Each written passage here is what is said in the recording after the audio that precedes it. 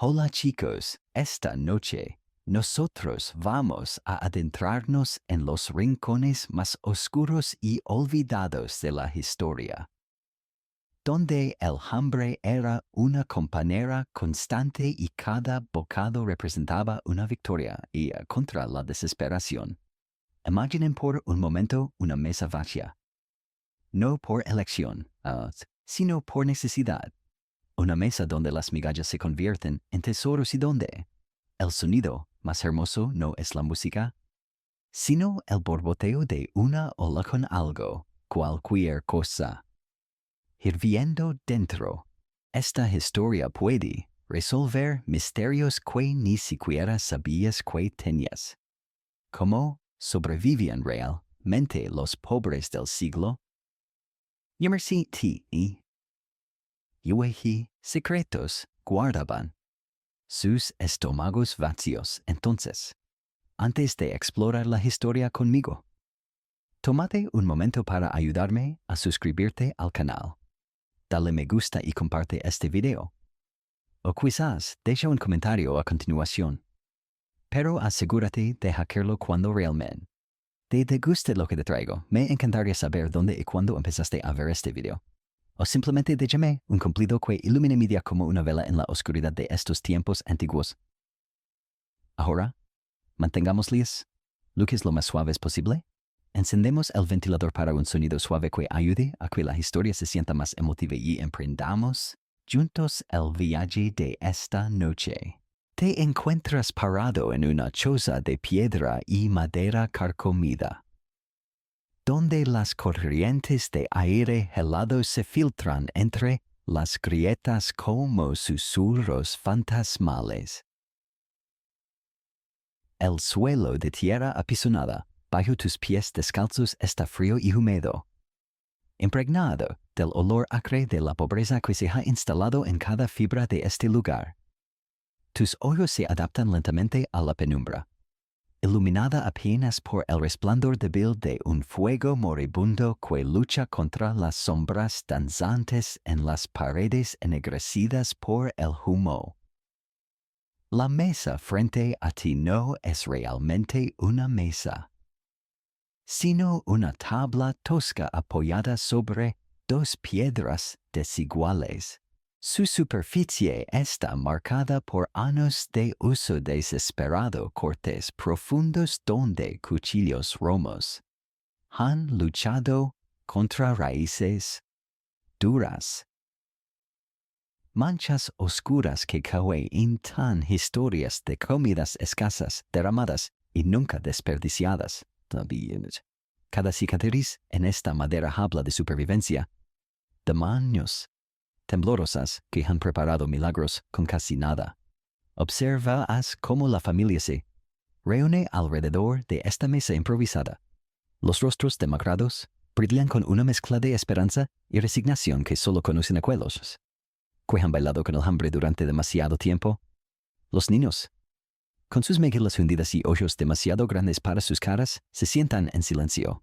Han aprendido que los ruidos innecesarios consumen energía que sus cuerpos no pueden permitirse desperdiciar. La madre, con manos agrietadas por el trabajo y la exposición, revuelve algo en una ola de barro desportilada. El vapor que se eleva es más esperanza que sustancia. Pero incluso ese aroma tenue hace que los estómagos vacíos se contraigan con anticipación dolorosa. Cada movimiento suyo es calculado, preciso. ¿Por qué no hay margen para el error cuando cada grano cuenta? El padre regresa de su jornada de trabajo.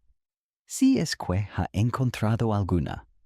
Sus hombros encorvados cargan no solo la fatiga del día, sino el peso de saber que lo que traerá a casa apenas será suficiente para mantener a su familia en el delicado equilibrio entre la vida y la muerte lenta del hambre. Sus botas rotas dejan pequeños charcos de lodo en el suelo, mezclando la tierra de afuera con la de adentro. ¿Por qué en la pobreza del siglo XVII La línea entre el hogar y el mundo exterior era tan frágil como un hilo de arena. Los historiadores aún discuten si las condiciones de vida de los pobres del siglo XVII eran peores en las ciudades superpobladas o en el campo aparentemente abundante. Pero lo que nadie debate es la realidad omnipresente del hambre que gobernaba cada decisión, cada sueño, cada oración susurrada en la oscuridad. ¿Te das cuenta de que estás presenciando no solo una quena, sino un ritual de supervivencia refinado a través de generaciones de necesidad?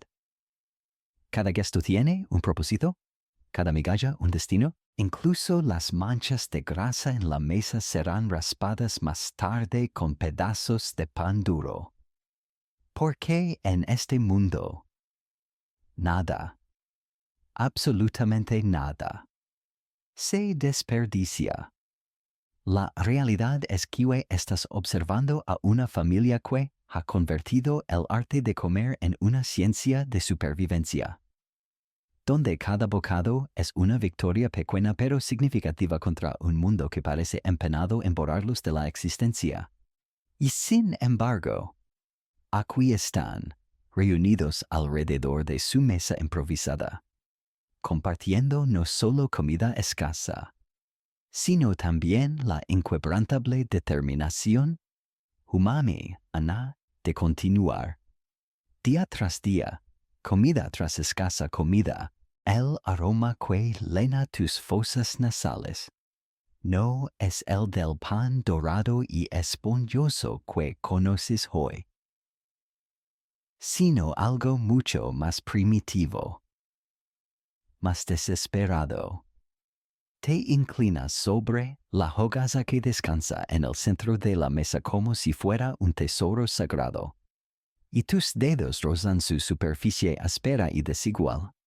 Este pan negro, casi gris en algunos lugares, tiene la textura de la corteza de un árbol y el peso de una piedra pequeña. La madre de la familia toma un cuchillo melado y comienza a cortar rebanadas tan finas que casi puedes ver a través de ellas. Cada movimiento es deliberado, reverencial, porque sabe que esta hogaza debe durar varios días. El sonido que hace el cuchillo al atravesar la masa compacta es como el crujir de hojas secas, y pequeñas partículas de salvado y cáscara se esparcen sobre la tabla como polvo dorado. Observas de cerca la composición de este pan de supervivencia. No está hecho solo de trigo.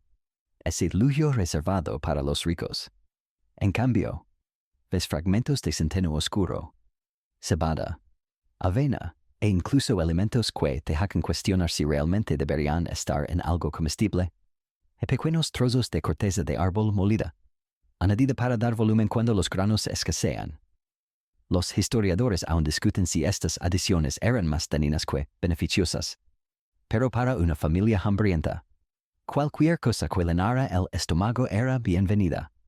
La textura entre tus dientes es completamente diferente a cualquier pan moderno.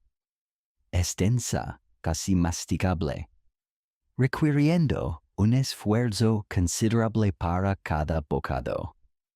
Tus mandíbulas trabajan incansablemente para descomponer las fibras resistentes y puedes sentir pequeños fragmentos de cáscara que rascan suavemente tu lengua. No es desagradable, exactamente, pero tampoco es placentero en el sentido que entenderías hoy. El sabor es complejo y terroso, con notas que van desde lo amargo hasta lo ligeramente dulce, dependiendo de qué granos dominaron la mezcla de esa semana.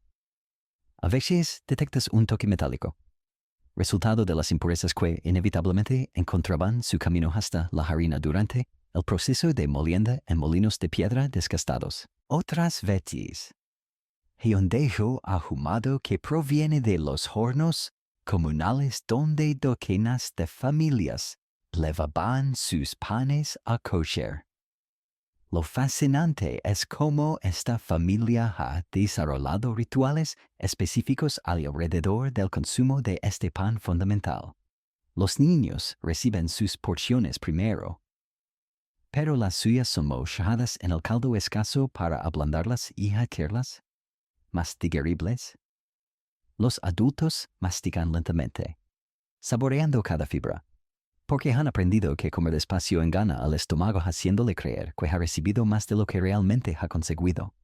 Presencias un momento extraordinario cuando la abuela de la familia produce un pequeño frasco de miel cristalizada. Es un tesoro tan valioso que solo aparece en ocasiones especiales o cuando alguien está gravemente enfermo. Cada gota dorada que gotea sobre el pan negro se distribuye con la precisión de un alquimista midiendo oro líquido. Los ojos de los niños siguen cada movimiento de la cuchara como si estuvieran viendo magia pura. El pan servía múltiples propósitos más allá de la nutrición básica.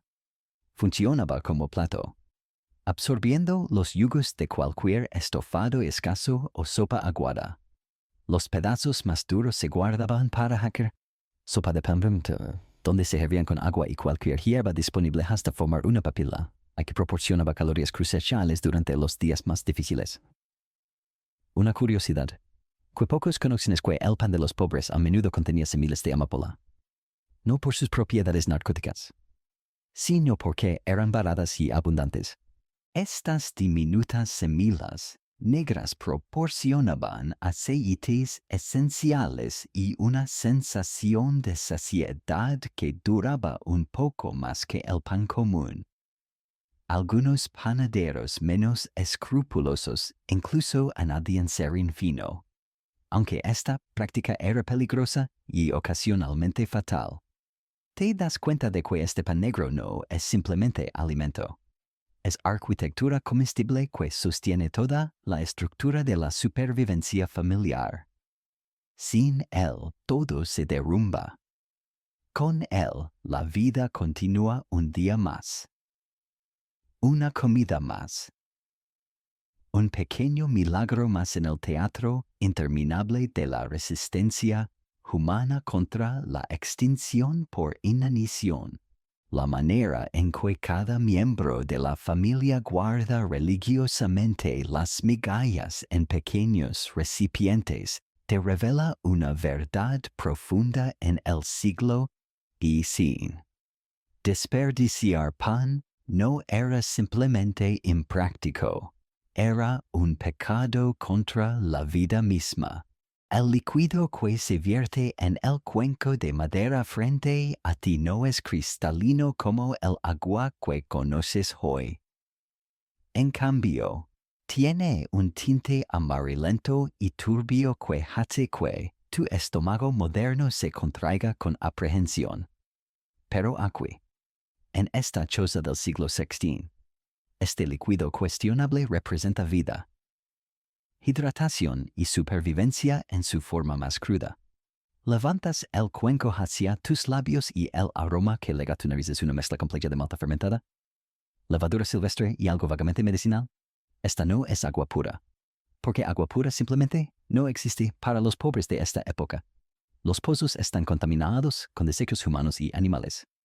Los ríos levan los desperdicios de ciudades enteras.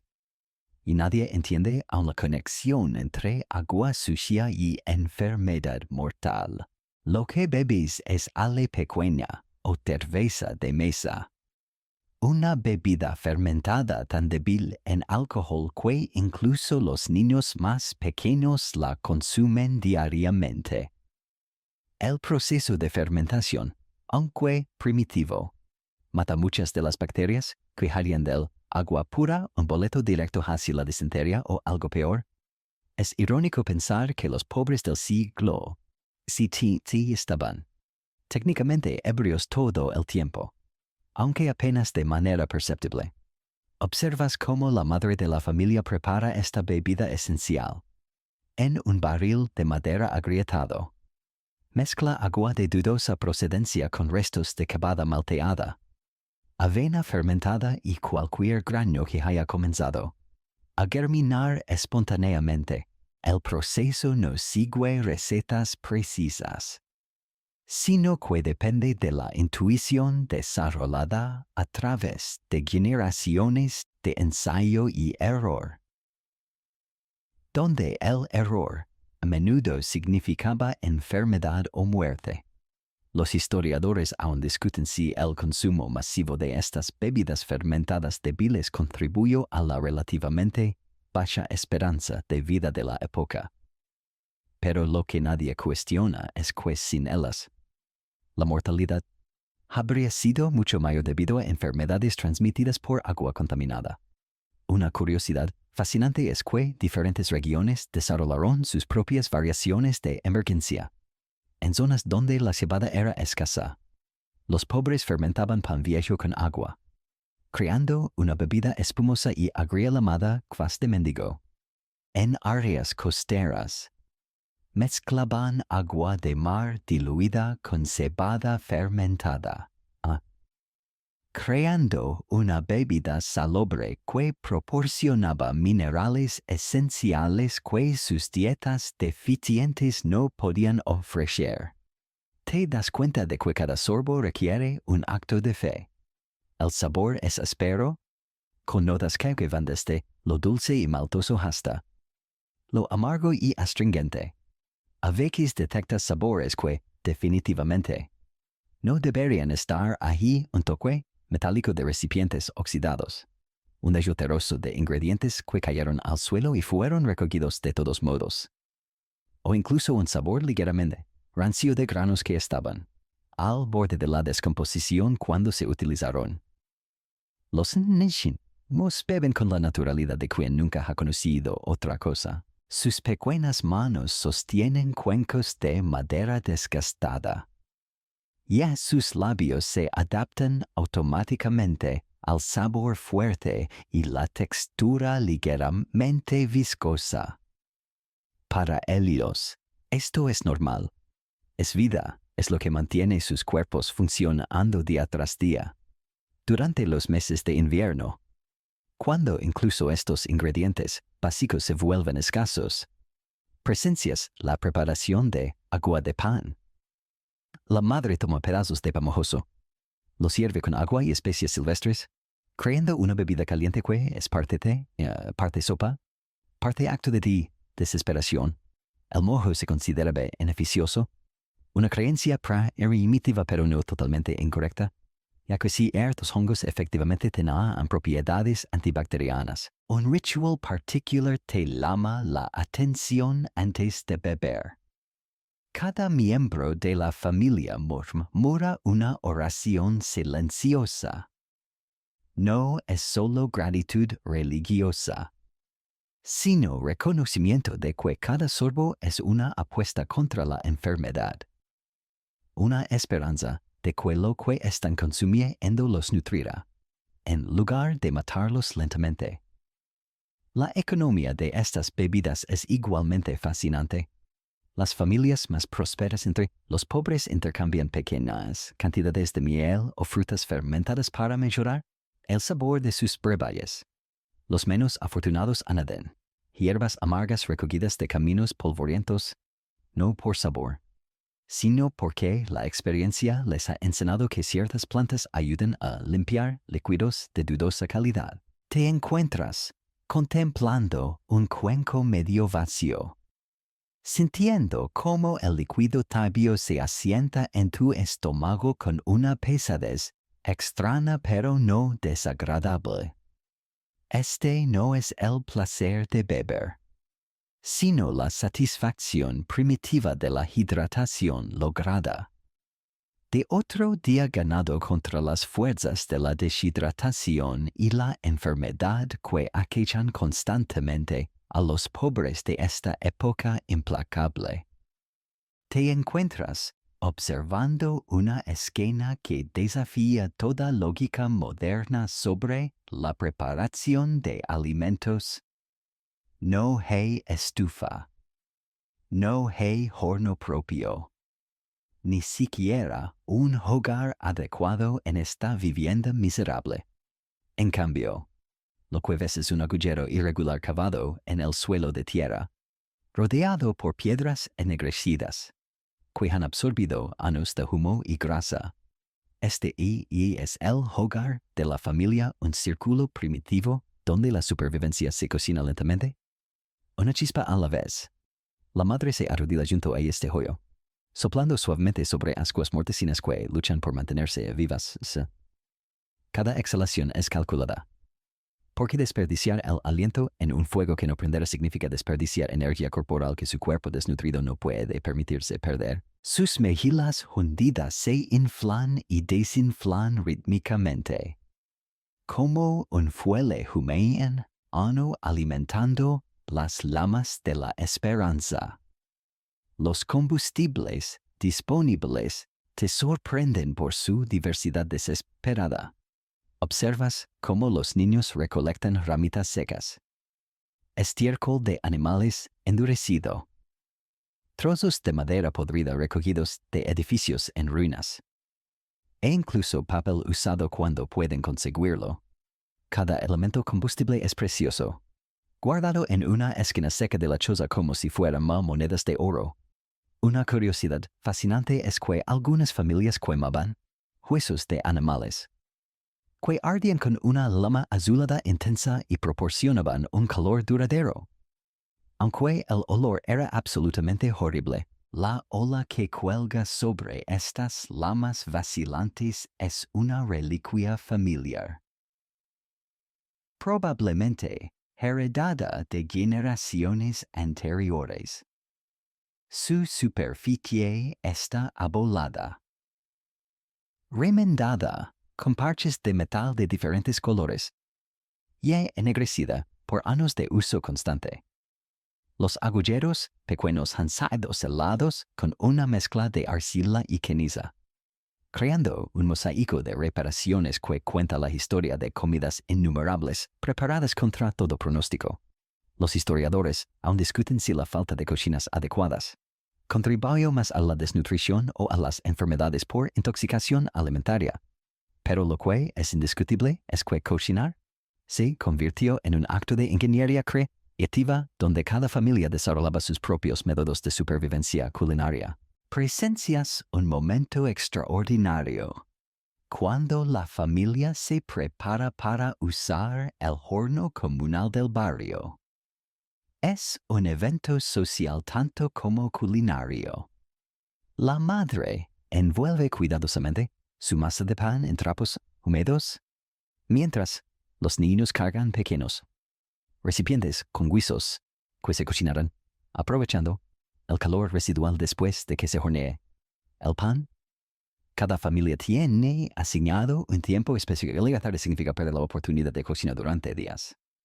El viaje al horno comunal es una procesión de pobreza organizada. Ves decenas de familias caminando por calles de barro, cada una cargando sus preciosos alimentos crudos como ofrendas. Hecha un altar de supervivencia colectiva. Los niños más pequeños corren adelante, emocionados por la oportunidad de socializar. Mientras, los adultos caminan con expresiones serias, calculando si el combustible necesario para calentar el horno justifica el gasto calórico del viaje. Lo que más te impacta es la cooperación involuntaria que surge de la desesperación compartida. Las familias combinan sus combustibles escasos para crear un fuego lo suficientemente caliente para cocinar múltiples comidas. Una abuela anciana aporta hierbas secas que mejoran el sabor de los guisos comunales, mientras un hombre joven con brazos fuertes se encarga de mantener vivo el fuego, recibiendo a cambio una porción pequeña de cada ola cocida. Un método particularmente ingenioso que observas es la cocción de enterramiento. Para comidas que requieren cocción lenta, algunas familias envuelven olas en trapos húmedos y las entierran en cenizas calientes, dejando que el calor residual cocine lentamente los contenidos durante horas. Es una técnica que requiere paciencia extrema y fe ciega en que la comida estará lista cuando se Desentienden las olas. Los accidentes son frecuentes y devastadores. Presencias el momento desgarrador cuando una ola se vuelca, derramando la única comida de la familia sobre la tierra sucia. No hay llanto dramático, solo un silencio pesado mientras todos contemplan la pérdida. Luego, sin palabras, cada persona presente contribuye una pequeña porción de su propia comida para ayudar a la familia afectada. Es solidaridad nacida de la comprensión mutua de que cualquiera podría ser el próximo en sufrir tal desgracia. ¿Te das cuenta de que cocinar para los pobres del siglo XVII no era simplemente preparar alimentos? Era un acto de resistencia contra la extinción. Una declaración diaria de que la humanidad persistiría a pesar de las condiciones más hostiles imaginables. Tus pies descalzos pisan la hierba húmeda mientras sigues a la familia en su búsqueda matutina de comida silvestre. El rocío moja tus tobillos y el aire fresco llena tus pulmones con aromas terrosos que tus antepasados habrían reconocido instintivamente. Pero esto no es una caminata bucólica por el campo. Es una expedición de supervivencia donde cada planta, cada hoja, cada raíz podría significar la diferencia entre comer hoy o acostarse con el estómago vacío. La madre camina adelante. Sus ojos entrenados escaneando el paisaje, con la intensidad de un cazador. Sus manos curtidas se mueven con precisión quirúrgica, arrancando hojas de diente de león que brillan con gotitas de rocío como pequeñas joyas comestibles. Te sorprende descubrir que estas malas hierbas que hoy arrancamos de nuestros jardines eran oro verde para los pobres del siglo XVII. Cada hoja amarga proporcionaba vitaminas esenciales que sus dietas monótonas de pan y agua no podían ofrecer. Los niños se esparcen como pequeños exploradores. Sus ojos agudos entrenados desde la infancia para detectar tesoros comestibles, que los adultos modernos pasarían por alto completamente. Observas cómo una niña de apenas 6 años identifica acedera silvestre con la confianza de una experta botánica, mientras que su hermano menor encuentra ortigas jóvenes, cuidándose de no tocar las joyas urticantes con sus manos desnudas. Una curiosidad fascinante es que estas familias habían desarrollado calendarios alimentarios específicos basados en que plantas silvestres estaban disponibles en cada época del año. En primavera, buscaban brotes tiernos de espino y joyas jóvenes de tilo. El verano traía bayas salvajes y flores comestibles, como violetas y rosas silvestres. El otoño significaba nueces, pelotas y raíces almacenables, mientras que el invierno los obligaba a masticar cortezas internas de ciertos árboles para obtener fibra y nutrientes básicos. Te encuentras arrodillado junto a la abuela de la familia, quien te enseña a distinguir entre plantas beneficiosas y venenosas con diferencias. Tan sutiles que un error podría ser fatal. Sus dedos nudosos acarician las hojas de una planta que parece idéntica a otra que crece a pocos metros de distancia. Pero una alimentará a la familia y la otra podría matarlos a todos. Los historiadores aún discuten si el conocimiento botánico de los pobres era superior al de los médicos educados de la época. Pero es indiscutible que su supervivencia dependía de esta sabiduría transmitida oralmente a través de generaciones. La búsqueda urbana presenta desafíos únicos y oportunidades inesperadas, siguiendo a la familia hacia los límites de la ciudad. Descubres que incluso entre las calles empedradas y los edificios apinados, La naturaleza encuentra formas de ofrecer sustento. Hierbas medicinales crecen en las grietas de las murallas de piedra. Pequeñas plantas comestibles prosperan en montones de estiércol descompuesto. Y árboles frutales silvestres se aferran a la vida en patios abandonados. Un momento particularmente conmovedor ocurre cuando la familia encuentra un parche oculto de fresas silvestres. Estas pequeñas frutas, del tamaño de perlas, son tan preciosas que cada una se consume con la solemnidad de un sacramento. Los niños cierran los ojos al masticar, saboreando la dulzura explosiva que sus papilas gustativas, acostumbradas a sabores amargos y salados, reciben como un milagro divino. El proceso de preservación es tan importante como la recolección misma. Observas cómo las joyas se extienden cuidadosamente sobre esteras de hierba seca para secarlas al sol, mientras que las raíces se limpian meticulosamente antes de guardarse en recipientes de arcilla. Las bayas se machacan y se mezclan con sal gruesa, creando pastas que durarán semanas y proporcionarán sabor y nutrición durante los días más desesperados del invierno. Los riesgos son constantes y mortales. Presencias el momento tenso cuando el padre examina un hongo que podría alimentar a toda la familia durante 2 días, o matarlos a todos en unas pocas horas. Su conocimiento micológico, transmitido por su propio padre, debe ser absolutamente perfecto. No hay margen para la duda. No hay segundas oportunidades. La decisión final de consumir o descartar cada espécimen depende de observaciones microscópicas y una intuición desarrollada a través de años de vivir al borde del abismo nutricional. ¿Te das cuenta de que esta búsqueda diaria de alimentos silvestres no es simplemente forajeo? Es una forma de agricultura nómada donde los pobres del siglo XVII habían aprendido a cosechar de un jardín que no habían plantado, manteniendo un equilibrio delicado con una naturaleza que podía ser tanto salvadora como asesina implacable. El aroma de carne asándose llega a tus fosas nasales como un recuerdo distante de otro mundo, otro tiempo.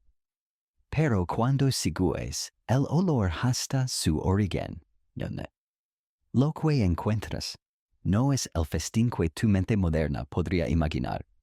En cambio, descubres a la familia reunida alrededor de algo que apenas merece el nombre de carne, los restos descarnados de lo que una vez fue un pollo enfermo, tan delgado que sus huesos sobresalen como ramas de un árbol muerto. Te acercas para observar más de cerca este raro evento culinario. La carne, si se puede llamar así, es más tendón y cartílago que músculo. La piel, amarillenta y arrugada, se desprende en pedazos que revelan una carne grisácea, que habría sido rechazada incluso por los perros callejeros. Pero aquí, en esta choza miserable, representa un lujo tan extraordinario que los ojos de los niños brillan con una mezcla de incredulidad y reverencia religiosa. La madre manipula cada fragmento con la precisión de un cirujano, asegurándose de que ni la más pequeña hebra de proteína se desperdicie. Los huesos se partirán más tarde para extraer la médula. Las vísceras se convertirán en una sopa aguada, y hasta las plumas se guardarán para usar como relleno en los días más fríos del invierno. Es una economía de supervivencia donde cada componente del animal tiene un propósito sagrado. Los historiadores aún discuten si el consumo ocasional de carne de calidad dudosa causaba más beneficios nutricionales que daños por intoxicación. Pero para estas familias, La elección era simple: arriesgarse con carne cuestionable o morir lentamente de deficiencia proteica. Una curiosidad que pocos conocen es que los pobres desarrollaron métodos ingeniosos para simular el sabor de la carne cuando no podían permitírsela. Hongos secos se tostaban hasta que desarrollaban un sabor umami intenso. Luego se molían y mezclaban con grasa rencha para crear una pasta que, cuando se untaba en pan, proporcionaba la ilusión psicológica de estar comiendo carne. Algunas familias incluso fermentaban habasas, que desarrollaban un olor similar al de la carne en descomposición controlada. Presencias un momento extraordinario cuando un vecino llega con noticias de que un caballo ha muerto en las afueras del pueblo. Inmediatamente, toda la familia se moviliza como soldados, respondiendo a una llamada de batalla. Los cuchillos más afilados se envuelven en trapos. Recipientes vacíos se cargan en una carretilla improvisada, y todos salen corriendo hacia lo que representa la oportunidad alimentaria más significativa de sus vidas. La competencia por los restos del animal es feroz pero civilizada. Decenas de familias hambrientas rodean el cadáver, como buitres educados, cada una esperando su turno para reclamar una porción. El sistema social invisible que gobierna esta distribución te fascina. Las familias con más niños reciben las mejores partes. Los ancianos obtienen los órganos más fáciles de masticar, y los jóvenes solteros deben conformarse con lo que queda. Lo que más te impacta es la ritualización del consumo de esta carne preciosa. Cada bocado se mastica lenta y deliberadamente. Los ojos cerrados en concentración casi meditativa. Los niños reciben instrucciones específicas sobre cómo masticar para extraer el máximo sabor y nutrición. Es como observar una comunión religiosa donde el sacramento es la supervivencia misma. Los sustitutos proteicos revelan una creatividad desesperada que rayaba en lo alquímico. Gusanos de harina criados en barriles de madera podrida se tostaban hasta quedar crujientes, proporcionando proteína con un sabor a nuez que no era completamente desagradable.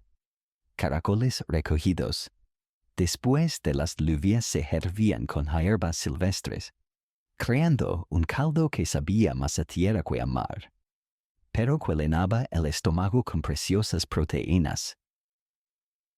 Una técnica particularmente ingeniosa era la carne de mendigo. Sangre coagulada de animales sacrificados se mezclaba con harina de avena y hierbas. Luego se formaba en pequeñas salchichas que se ahumaban sobre fuegos de estiércol. El resultado era una proteína densa y salada que podía conservarse durante semanas y proporcionaba la energía necesaria para trabajos físicos pesados. Te encuentras contemplando los rostros de la familia mientras devoran su ración microscópica de carne auténtica. Hay algo profundamente primitivo y hermoso en su gratitud absoluta por estos pocos gramos de proteína animal. No recuellas sobre la textura curiosa o el sabor cuestionable.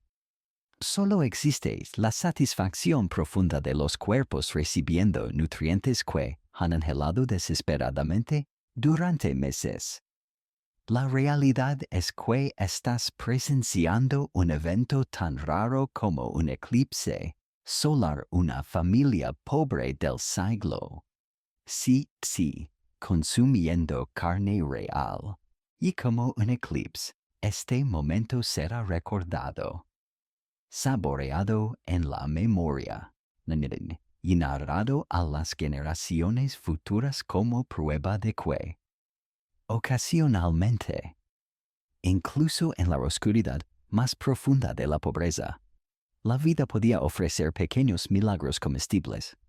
Te encuentras siguiendo a la familia en un peregrinaje matutín que leva por las calles traseras de la ciudad. donde los olores se vuelven más intensos y la esperanza adopta formas que tu mente moderna encontraría repugnantes.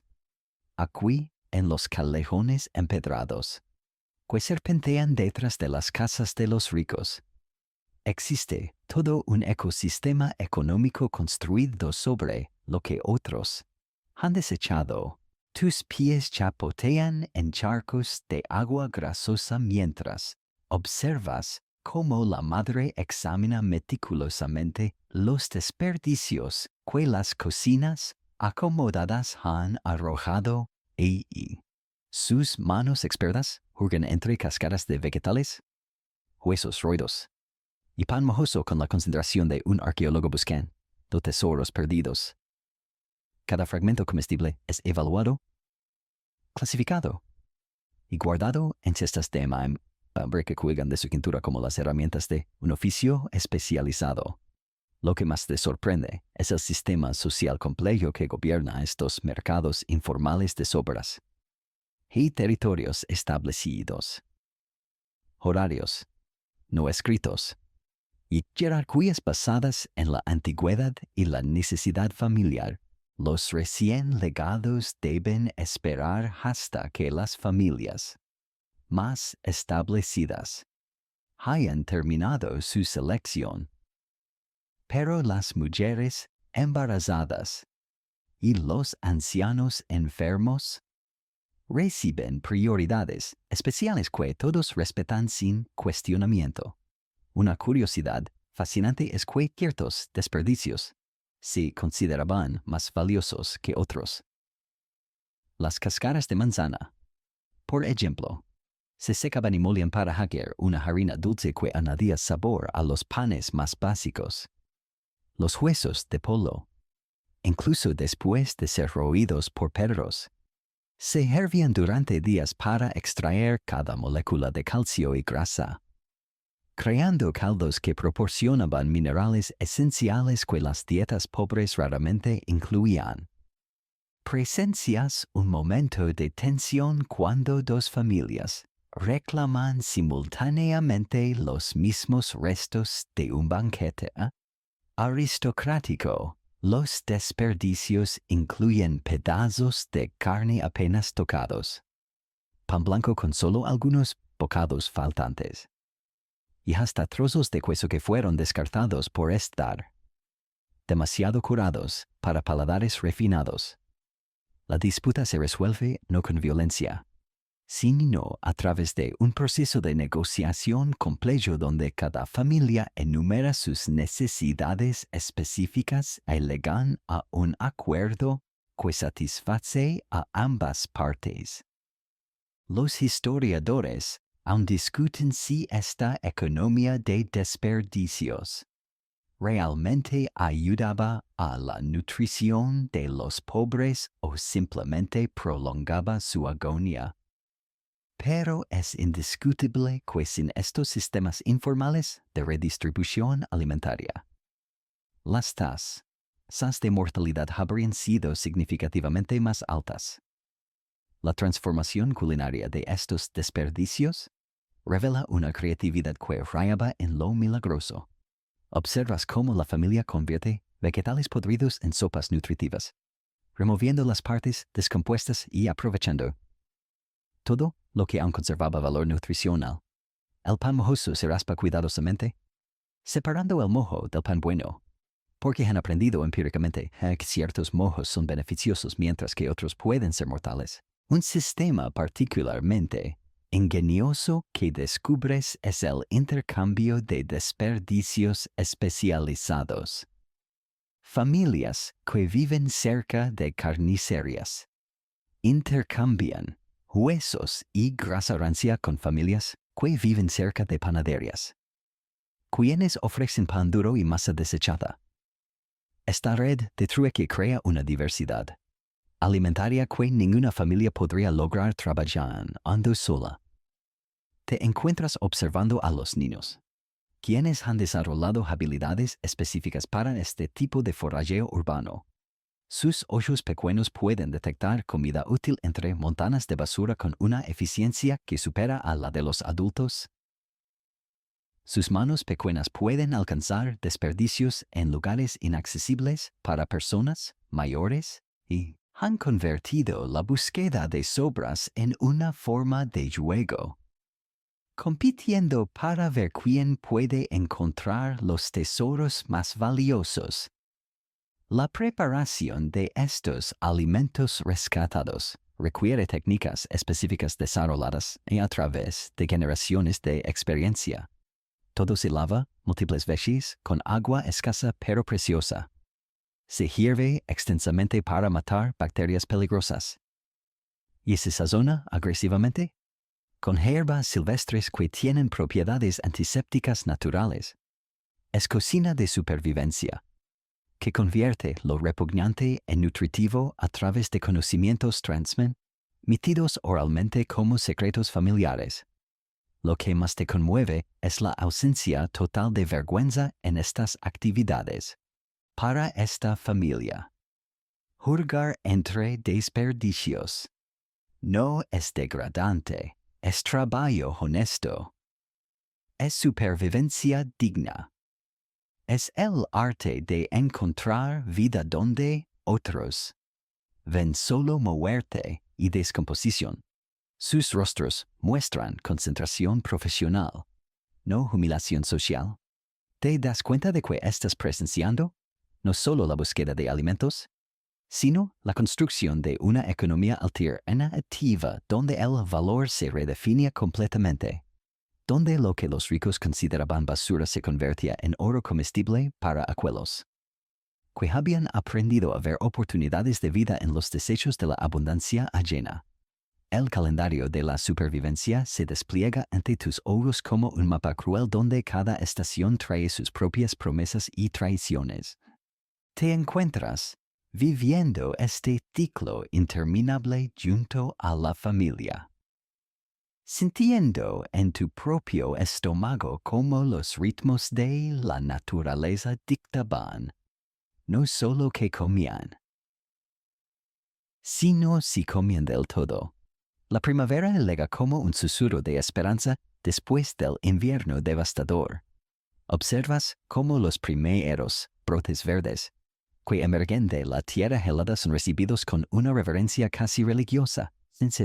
La familia entera se moviliza para recolectar ortigas jóvenes, dientes de león tiernos, y brotes de espino que saben a la vida misma después de meses de subsistir con raíces almacenadas y pan mohoso. Pero esta abundancia relativa es traicionera, porque los cuerpos debilitados por el invierno a menudo no pueden procesar adecuadamente estos alimentos frescos, causando diarreas que pueden ser fatales en su estado de desnutrición. El verano trae lo que los pobres llaman la época dorada. Aunque dorada, solo en comparación con el hambre absoluta del invierno. Presencias las largas caminadas familiares para recolectar bayas silvestres. Cada arbusto mapeado mentalmente y visitado en el momento exacto de máxima maduración. Los niños se despiertan antes del amanecer para llegar a los mejores sitios antes que otras familias desesperadas. Sus pequeñas manos se manchan de púrpura con el yugo de moras. Pero cada mancha representa calorías preciosas que podrían significar la diferencia entre sobrevivir el próximo invierno y no. Una curiosidad fascinante es que las familias desarrollaron sistemas complejos de preservación solar durante estos meses abundantes. Observas cómo extienden frutas cortadas sobre tejos de palla, creando una especie de deshidratación natural que concentra azúcares y permite almacenar vitaminas para los meses oscuros que se avecinan. Los vegetales se fermentan en pozos cavados en la tierra, desarrollando sabores ácidos intensos que añadían variedad a las dietas monótonas del invierno. El otoño es la estación del pánico organizado. Los historiadores aún discuten si las técnicas de almacenamiento de los pobres eran más efectivas que las de las clases acomodadas. Pero es indiscutible que su supervivencia dependía de la perfección absoluta en estos procesos. Cada nuez, cada pelota, cada raíz comestible debe ser recolectada, procesada y almacenada con una precisión matemática que no permite errores. ¿Te encuentras ayudando en la preparación de pelotas? Un proceso laborioso que revela la desesperación ingeniosa de la supervivencia humana, ¿verdad?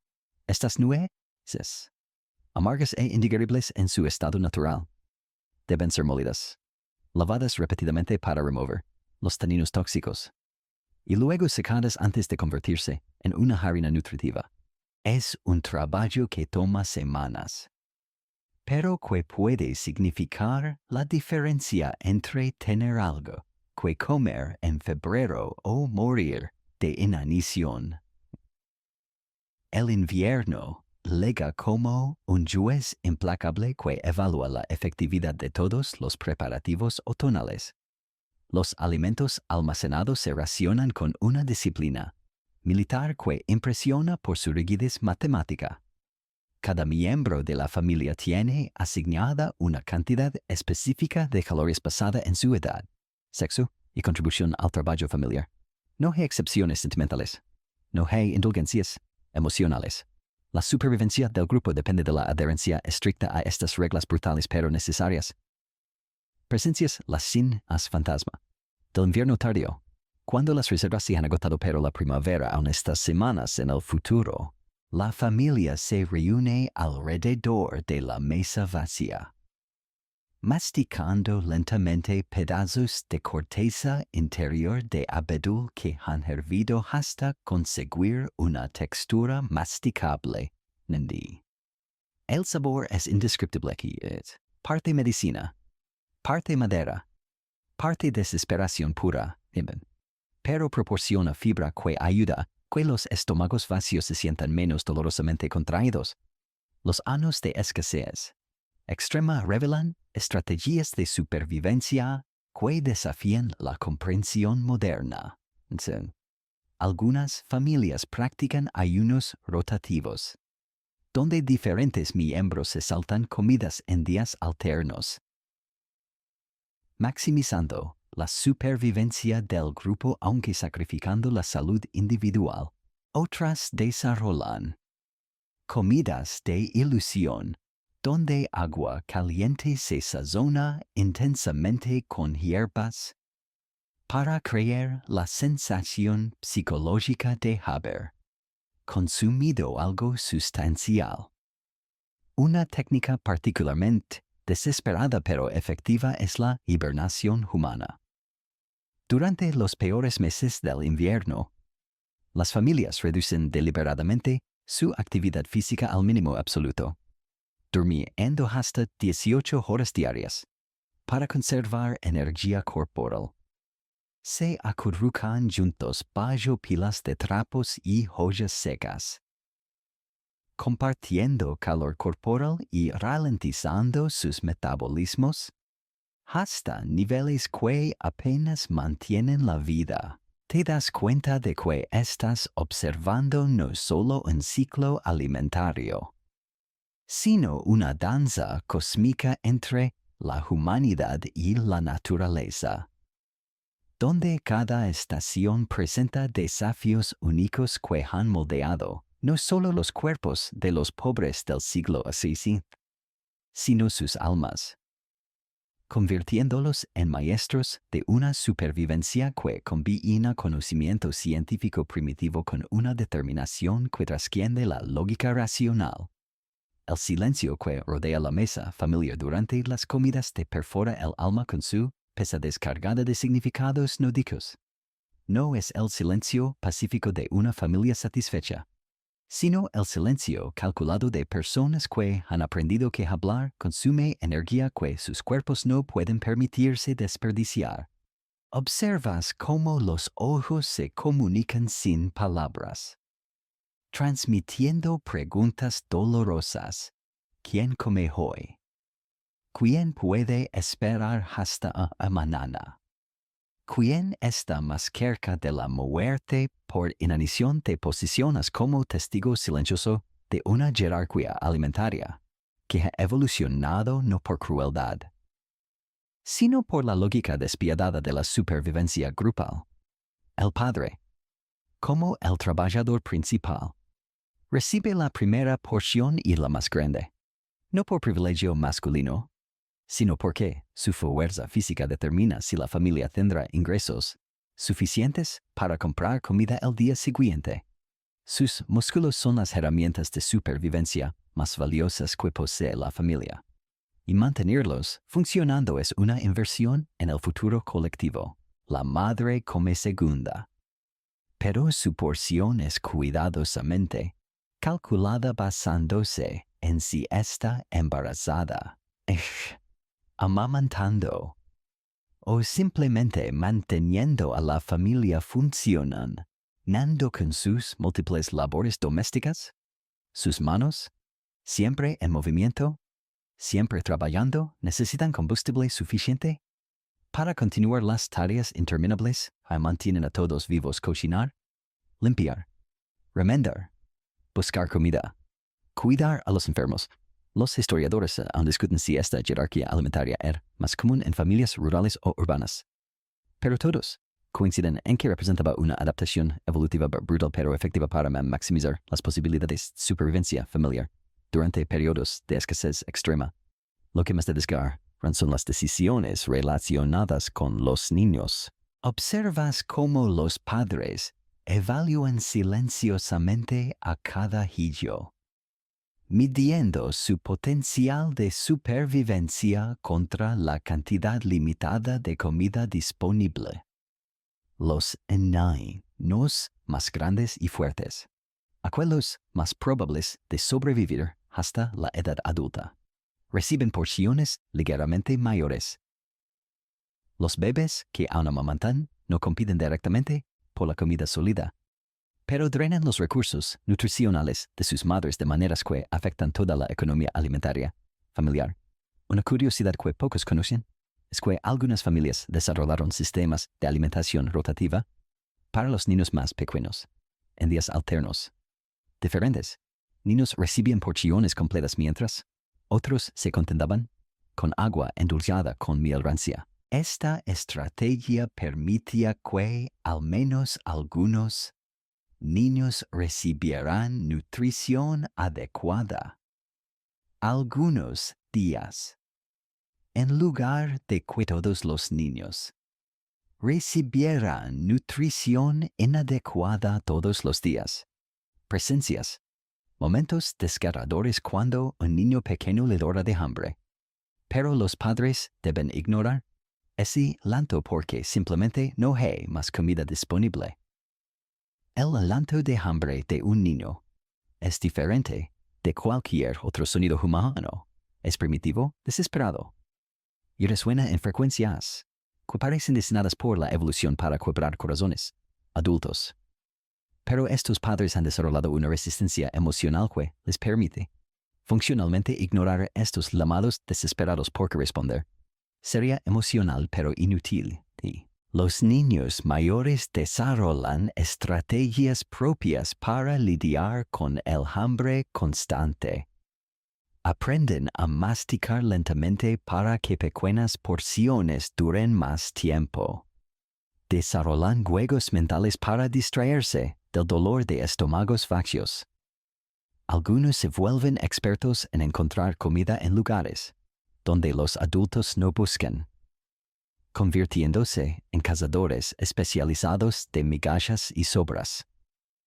Un aspecto particularmente cruel de esta economía familiar es cómo el hambre afecta el desarrollo emocional de los niños. Observas cómo aprenden a no expresar deseos por comida que saben que no existe. Sus caras desarrollan una expresión estoica que es inquietantemente madura para sus edades. Han aprendido que pedir comida cuando no hay comida disponible solo añade sufrimiento emocional al sufrimiento físico ya presente. Las decisiones más devastadoras surgen cuando la comida disponible solo puede mantener vivos a algunos miembros de la familia. Presencias el momento silencioso cuando los padres se dan cuenta de que deben elegir entre sus propios hijos. No hay conversaciones abiertas sobre estas decisiones. Simplemente comienzan a distribuir porciones de maneras que favorecen a ciertos niños sobre otros. Es una forma de triage familiar que opera en el nivel subconsciente. Demasiado dolorosa para ser reconocida conscientemente. Los efectos psicológicos del hambre constante en los niños son profundos y duraderos. Aquellos que sobreviven hasta la edad adulta le levan marcas emocionales que influencian sus propias decisiones parentales décadas después. Y desarrollan relaciones complejas con la comida que combinan gratitud extrema con ansiedad crónica sobre la seguridad alimentaria futura. Te encuentras contemplando rostros infantiles que han envejecido prematuramente, no solo físicamente sino emocionalmente, donde han aprendido lecciones sobre mortalidad, sacrificio y la fragilidad de la existencia que la mayoría de los humanos no aprenden hasta la edad adulta. Son supervivientes de una guerra cotidiana contra la extinción. Soldados diminutos en una batalla que libran contra fuerzas mucho mayores que ellos mismos. Te encuentras en el reino nebuloso donde la comida y la medicina se funden en una sola entidad desesperada.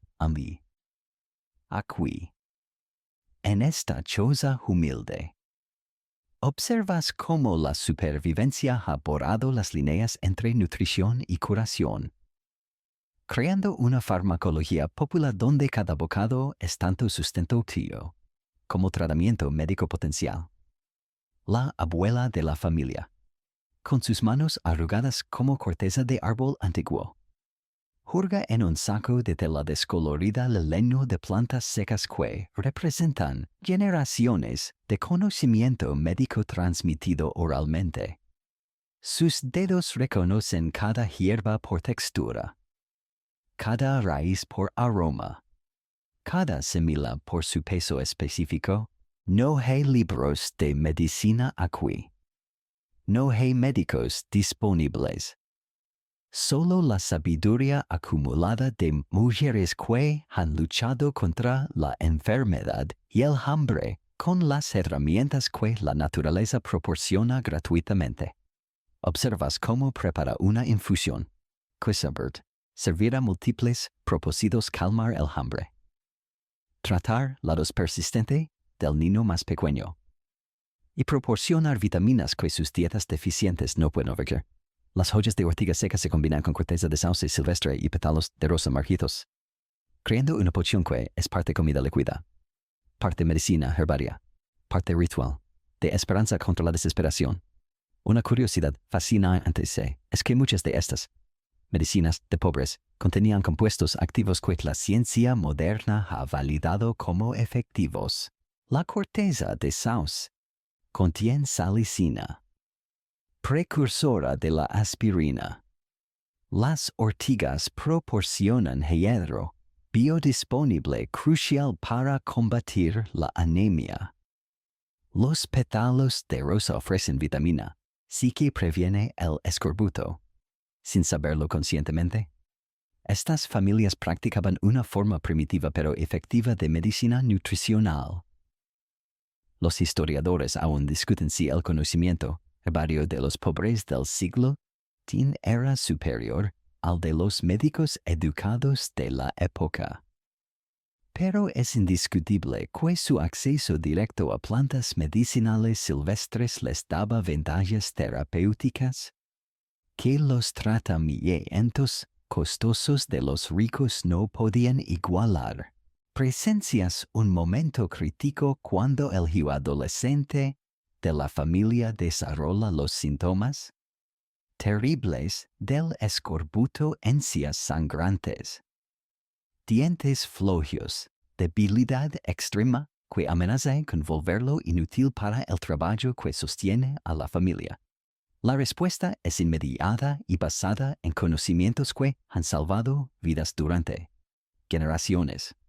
Brotes tiernos de abeto se hervían para crear un té amargo pero rico en vitamina C que puede revertir literalmente los síntomas de esta enfermedad mortal en cuestión de semanas.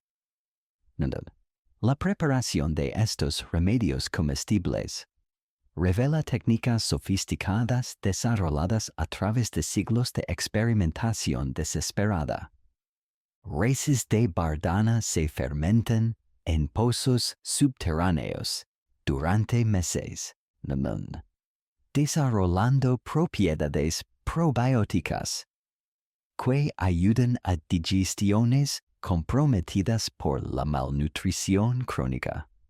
Hongos específicos se cultivan en estiércol animal, no solo por su valor nutricional, sino porque ciertas especies contienen compuestos que fortalecen sistemas inmunológicos debilitados.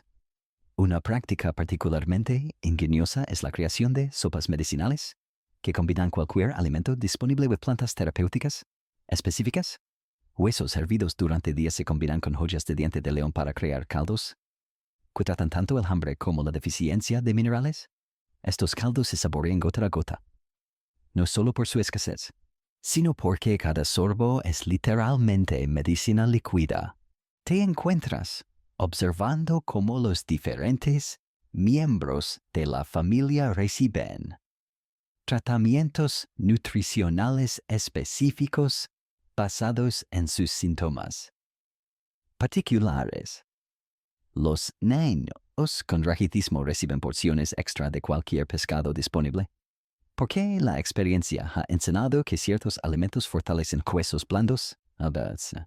Las mujeres embarazadas mastican joyas específicas que, según el conocimiento tradicional, previenen complicaciones durante el parto. El almacenamiento de estas medicinas comestibles requiere técnicas específicas que maximizan su potencia terapéutica. Hierbas se secan en condiciones específicas de humedad y temperatura para preservar sus compuestos activos. Raíces se almacenan en arena húmeda que mantiene su frescura durante meses. Semillas se guardan en recipientes selados que las protegen de la humedad destructiva mientras preservan sus aceites esenciales. Los síntomas de enfermedades relacionadas con la malnutrición se tratan con creatividad desesperada que a menudo resulta sorprendentemente efectiva. La ceguera nocturna, común entre aquellos cuyas dietas carecen de vitamina A. Se trata con higados de cualquier animal que la familia pueda conseguir, aunque sea un ratón atrapado en la despensa. La experiencia empírica ha demostrado que estos órganos específicos pueden restaurar la visión nocturna de maneras que parecen milagrosas. Lo que más te impresiona es cómo esta farmacología de supervivencia opera, sin conceptos modernos de dosificación o efectos secundarios, pero con una comprensión intuitiva de que la curación y la nutrición son aspectos diferentes del mismo proceso fundamental. Cada planta medicinal consumida alimenta el cuerpo mientras trata síntomas específicos, creando una medicina holística nacida de la necesidad absoluta rather than de la teoría académica. Te das cuenta de que estás presenciando no solo el tratamiento de enfermedades, sino la evolución de un sistema médico alternativo donde la línea entre doctor y cocinero se desvanece, donde cada comida es potencialmente curativa, y donde la supervivencia depende de conocimientos que combinan nutrición, medicina y una fe inquebrantable en la capacidad de la naturaleza para sanar tanto el hambre como la enfermedad. El humo que se eleva de la cocina comunal al amanecer es como una señal de esperanza, que convoca a las familias más desesperadas del barrio. ¿Te encuentras siguiendo a tu familia adoptiva hacia este espacio sagrado de supervivencia colectiva? donde la pobreza individual se transforma en fuerza comunitaria, a través de la magia simple pero poderosa de compartir recursos escasos. La cocina comunal no es un edificio elegante, sino un patio abierto rodeado por muros de piedra, ennegrecidos por años de humo y grasa. En el centro, un hogar masivo construido con piedras recogidas de edificios en ruinas arde con llamas alimentadas por combustible que ninguna familia podría permitirse sola. Cada familia contribuye algo, ramas secas, estiércol endurecido, trapos aceitosos, incluso muebles rotos cuando la desesperación lo exige. Observas la coreografía compleja de esta supervivencia organizada. Las mujeres legan con olas de diferentes tamaños, cada una conteniendo ingredientes que individualmente serían insuficientes, pero que juntos crearán comidas capaces de alimentar a docenas de personas hambrientas. Una anciana aporta cebolas medio podridas que ha salvado de la basura. Otra trae huesos con restos de carne adherida y una tercera contribuye con hierbas silvestres que ha recolectado al amanecer. Una curiosidad fascina es que estas cocinas desarrollaron sistemas de intercambio tan sofisticados como cualquier mercado moderno. Las familias no simplemente contribuían con lo que tenían, negociaban intercambios complejos basados en el valor nutricional, la escasez y las necesidades específicas de cada grupo familiar. Una familia con muchos niños pequeños podía intercambiar trabajo de recolección por porciones extra de cualquier proteína disponible.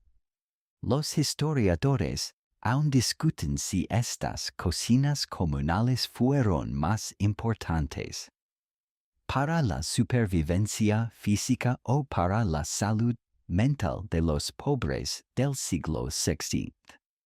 Pero es indiscutible que proporcionaban tanto nutrición como conexión social en tiempos cuando el aislamiento podía ser tan mortal como el hambre.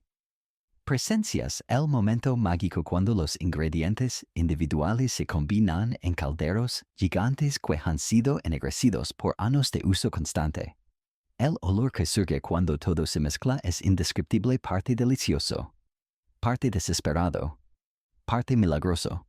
Es el aroma de la alquimia culinaria que transforma sobras en sustento, desecos en vida, desesperación individual en esperanza colectiva. La distribución de la comida preparada revela un sistema de justicia social desarrollado sin tribunales o leyes escritas.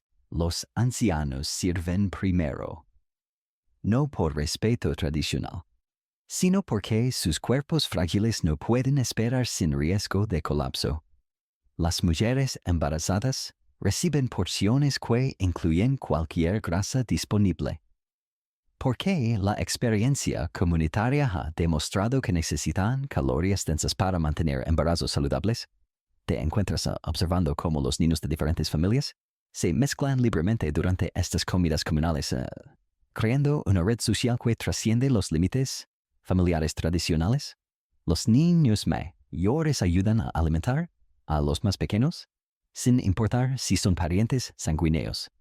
Esta solidaridad infantil desarrolla vínculos que durarán toda la vida, creando sistemas de apoyo que funcionarán décadas. Después, cuando estos niños sean adultos enfrentando sus propias crisis de supervivencia, los roles de liderazgo en estas cocinas emergen naturalmente basados en habilidades específicas rather than autoridad impuesta. Una mujer mayor que sabe exactamente cuándo agregar hierbas para maximizar sabor sin desperdiciar ingredientes preciosos se convierte en la directora culinaria no oficial. Un hombre joven con brazos fuertes asume la responsabilidad de mantener los fuegos ardiendo en la intensidad correcta. Los niños más observadores se especializan en identificar cuándo algo está listo para comer o comenzando a quemarse. Una técnica particularmente ingeniosa que observas es la cocción en capas, donde diferentes familias agregan ingredientes en momentos específicos para maximizar el valor nutricional del resultado final.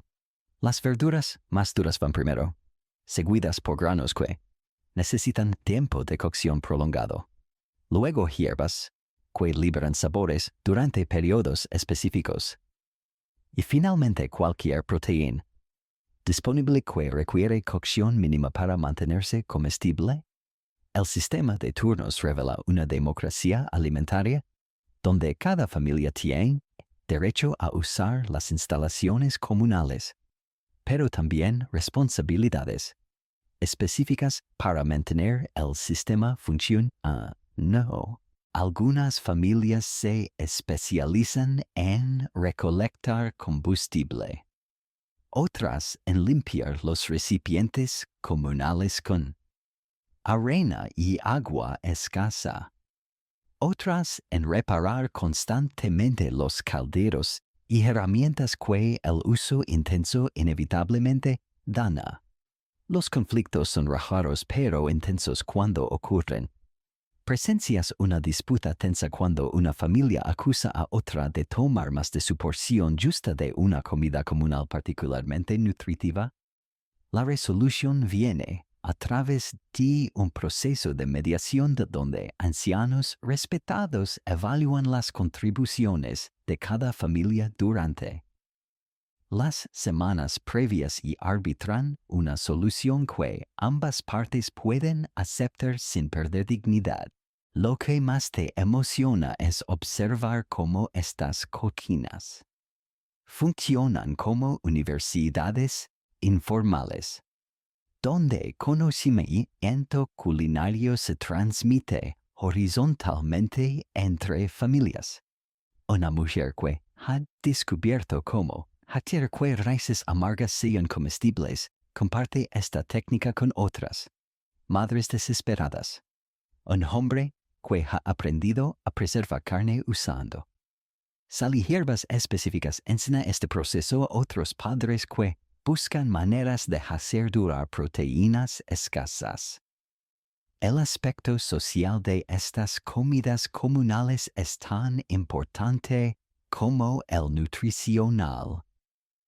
Después de días de aislamiento en chozas frías y silenciosas, las familias encuentran en estos espacios la oportunidad de escuchar noticias, compartir preocupaciones, mantener conexiones humanas que la pobreza individual amenaza constantemente con destruir. Los adultos discuten oportunidades de trabajo, mientras los niños juegan juegos que les ayudan a olvidar temporalmente el hambre constante. Una curiosidad que te sorprende es que ciertas cocinas comunales desarrollan especialidades culinarias específicas basadas en los recursos locales disponibles. Aquellas cerca de ríos se especializan en sopas de pescado usando restos de mercados de pescado. Las ubicadas cerca de molinos crean variaciones infinitas de gachas y papilas usando harinas de calidad variable. Las situadas cerca de bosque desarrollan expertise en preparar comidas basadas en plantas silvestres y hongos. Los rituales que rodean estas comidas revelan cómo la necesidad ha creado nuevas tradiciones que mezclan practicidad con espiritualidad. Antes de comer, hay un momento de silencio no religioso pero profundamente reverencial, donde todos contemplan la improbabilidad de tener comida caliente en sus estómagos. Después de comer, las familias colaboran para limpiar y preparar el espacio para el próximo grupo, no por obligación, sino por comprensión mutua de que su supervivencia depende de mantener estos sistemas funcionando. Te das cuenta de que estás presenciando no solo la preparación y consumo de alimentos, sino la construcción de una red social alternativa donde la pobreza extrema ha creado formas de cooperación que las sociedades prósperas raramente logran.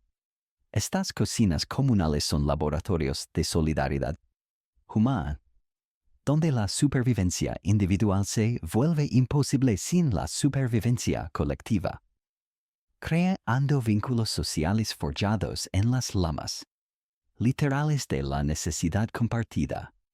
El olor acre que llena el aire alrededor de la choza no es desagradable cuando entiendes que representa la diferencia entre comer la próxima semana o morir de hambre. Te encuentras observando una ciencia primitiva pero sofisticada de preservación que ha evolucionado a través de siglos de necesidad desesperada, donde cada técnica puede significar supervivencia o muerte lenta por inanición. Tus hoyos se adaptan al humo denso que se filtra desde estructuras improvisadas, de ahumado, barriles de madera con agujeros quemados en sus costados, chimeneas primitivas construidas con piedras apiladas, e incluso hoyos cavados en la tierra y cubiertos con ramas húmedas. Cada método representa generaciones de experimentación, donde el fracaso significaba perder comida irreemplazable y posiblemente morir en los meses subsiguientes. La familia trabaja con la precisión de cirujanos, cortando cualquier carne disponible en tiras tan finas que parecen más bien cuero que comida. Cada corte es deliberado, calculado para maximizar la superficie expuesta al humo preservativo mientras minimiza el desperdicio. De cada gramo precioso de proteína, las manos expertas reconocen exactamente qué grosor permitirá que el humo penetre completamente sin que la carne se seque hasta volverse incomestible. Observas cómo seleccionan cuidadosamente las maderas para generar humo específico. No todas las maderas sirven. Algunas generan humos tóxicos. Otras se consumen demasiado rápido. Otras no proporcionan los compuestos químicos necesarios para preservación efectiva. La madera de roble proporciona taninos que retardan la descomposición. El cerezo añade sabores que enmascaran el gusto de carne que está comenzando a deteriorarse. Y el abedul crea humos densos que penetran profundamente en las fibras musculares. Una curiosidad fascinante es que diferentes tipos de comida requerían técnicas de preservación completamente distintas, cada una desarrollada a través de experiencias que a menudo costaban vidas cuando fallaban. Los pescados se salaban usando sal gruesa, recogida de charcos evaporados o intercambiada a precios devastadores, creando una costra cristalina que extraía humedad y creaba un ambiente hostil para bacterias dañinas. Los historiadores aún discuten si las técnicas de preservación de los pobres eran más efectivas que las utilizadas por las clases acomodadas. Pero es indiscutible que la desesperación había refinado estos métodos hasta niveles de precisión que rayaban en lo científico, mucho antes de que la ciencia moderna explicara por qué funcionaban. Presencias la preparación de carne de invierno, un proceso que comienza en el otoño y determina si la familia sobrevivirá hasta la primavera.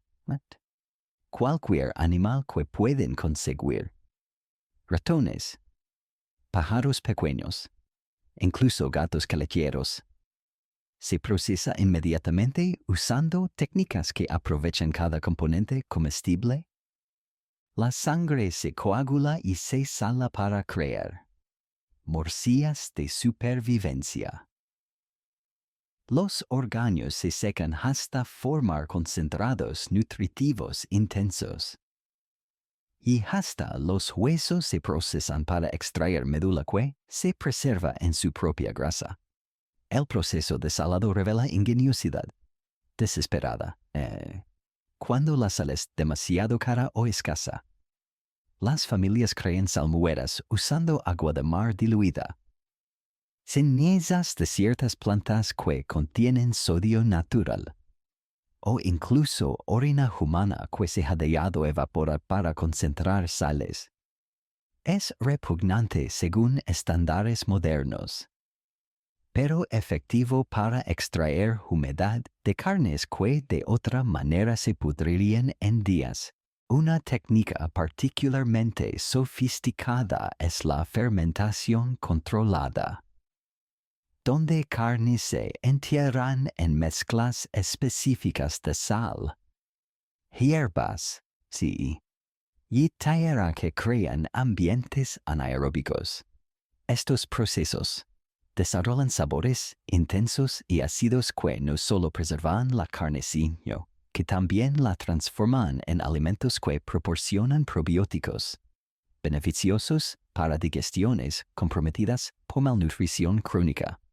Te encuentras ayudando a construir gachas de supervivencia, escondites subterráneos donde alimentos preservados se almacenan en recipientes, selados con grasa animal y enterrados lo suficientemente profundo para mantener temperaturas constantes, pero lo suficientemente accesibles para excavación durante tormentas de invierno. La ubicación de estos caches se memoriza usando referencias naturales que no cambiarán con las estaciones, rocas específicas, árboles distintivos, elevaciones del terreno.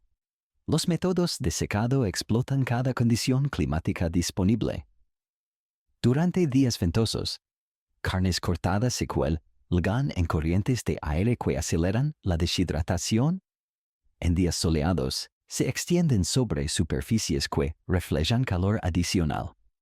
Durante periodos húmedos, se mueven cerca de fuegos que proporcionan calor seco constante.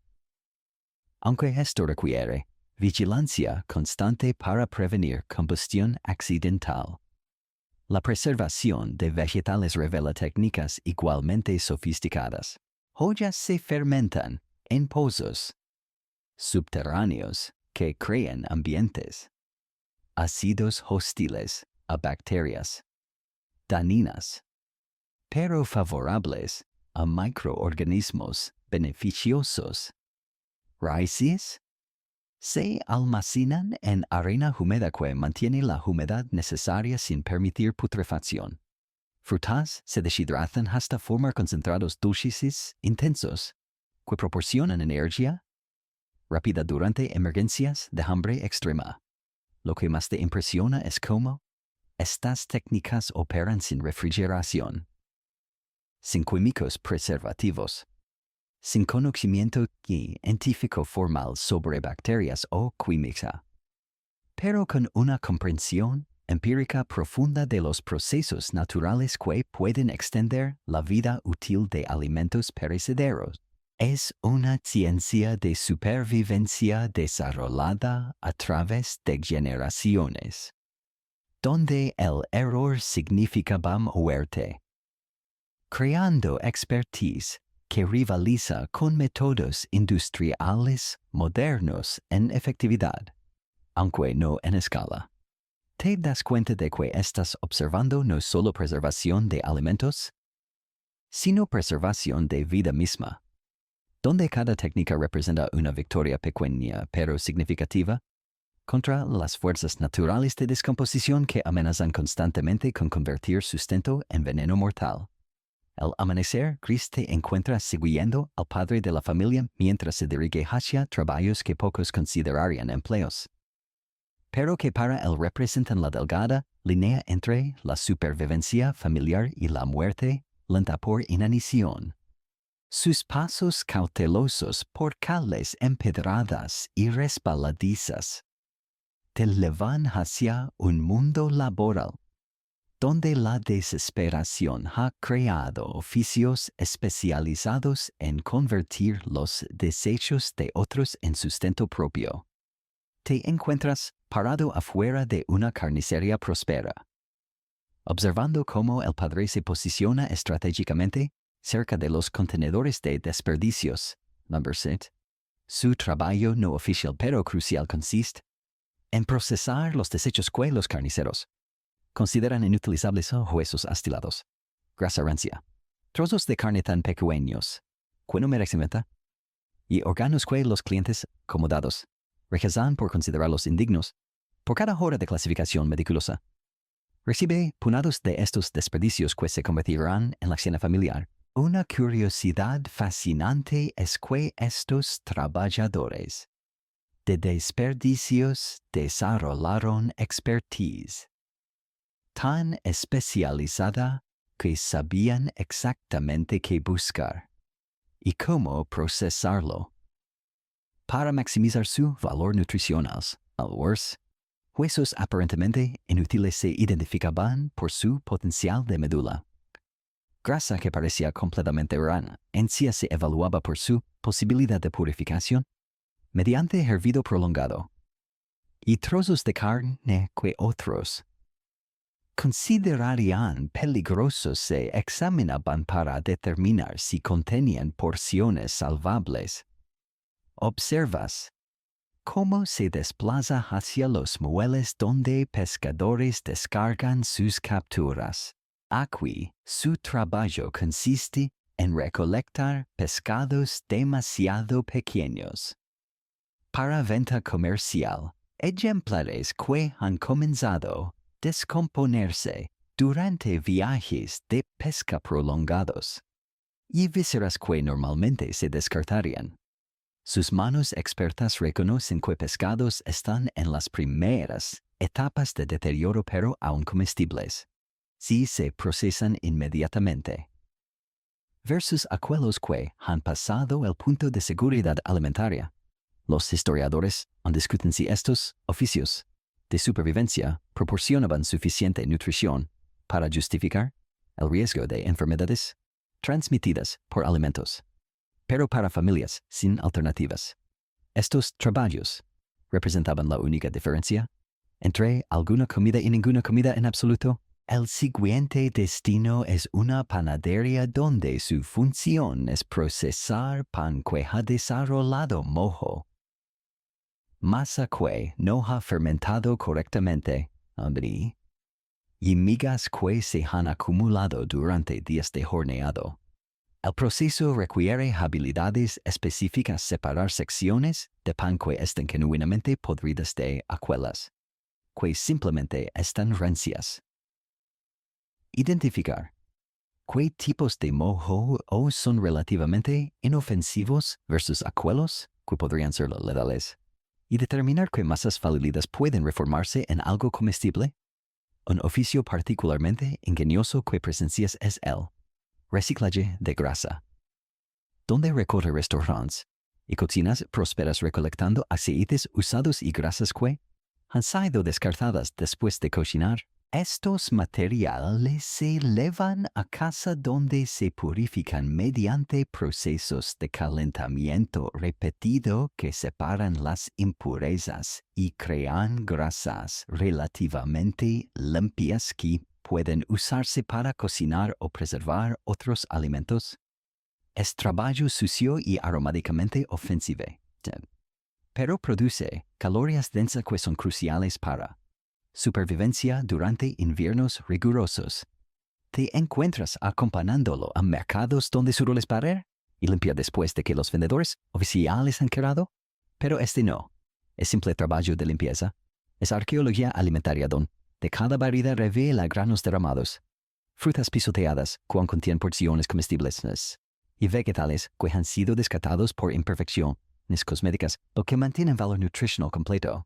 Los riesgos ocupacionales de estos trabajos van mucho más allá de la simple indignidad social. Manejar constantemente alimentos en deterioro expone a enfermedades gastrointestinales que pueden ser mortales para cuerpos ya debilitados por malnutrición crónica. Cuts from handling broken bones and sharp metal debris create infection risks que no se pueden tratar con medicina moderna.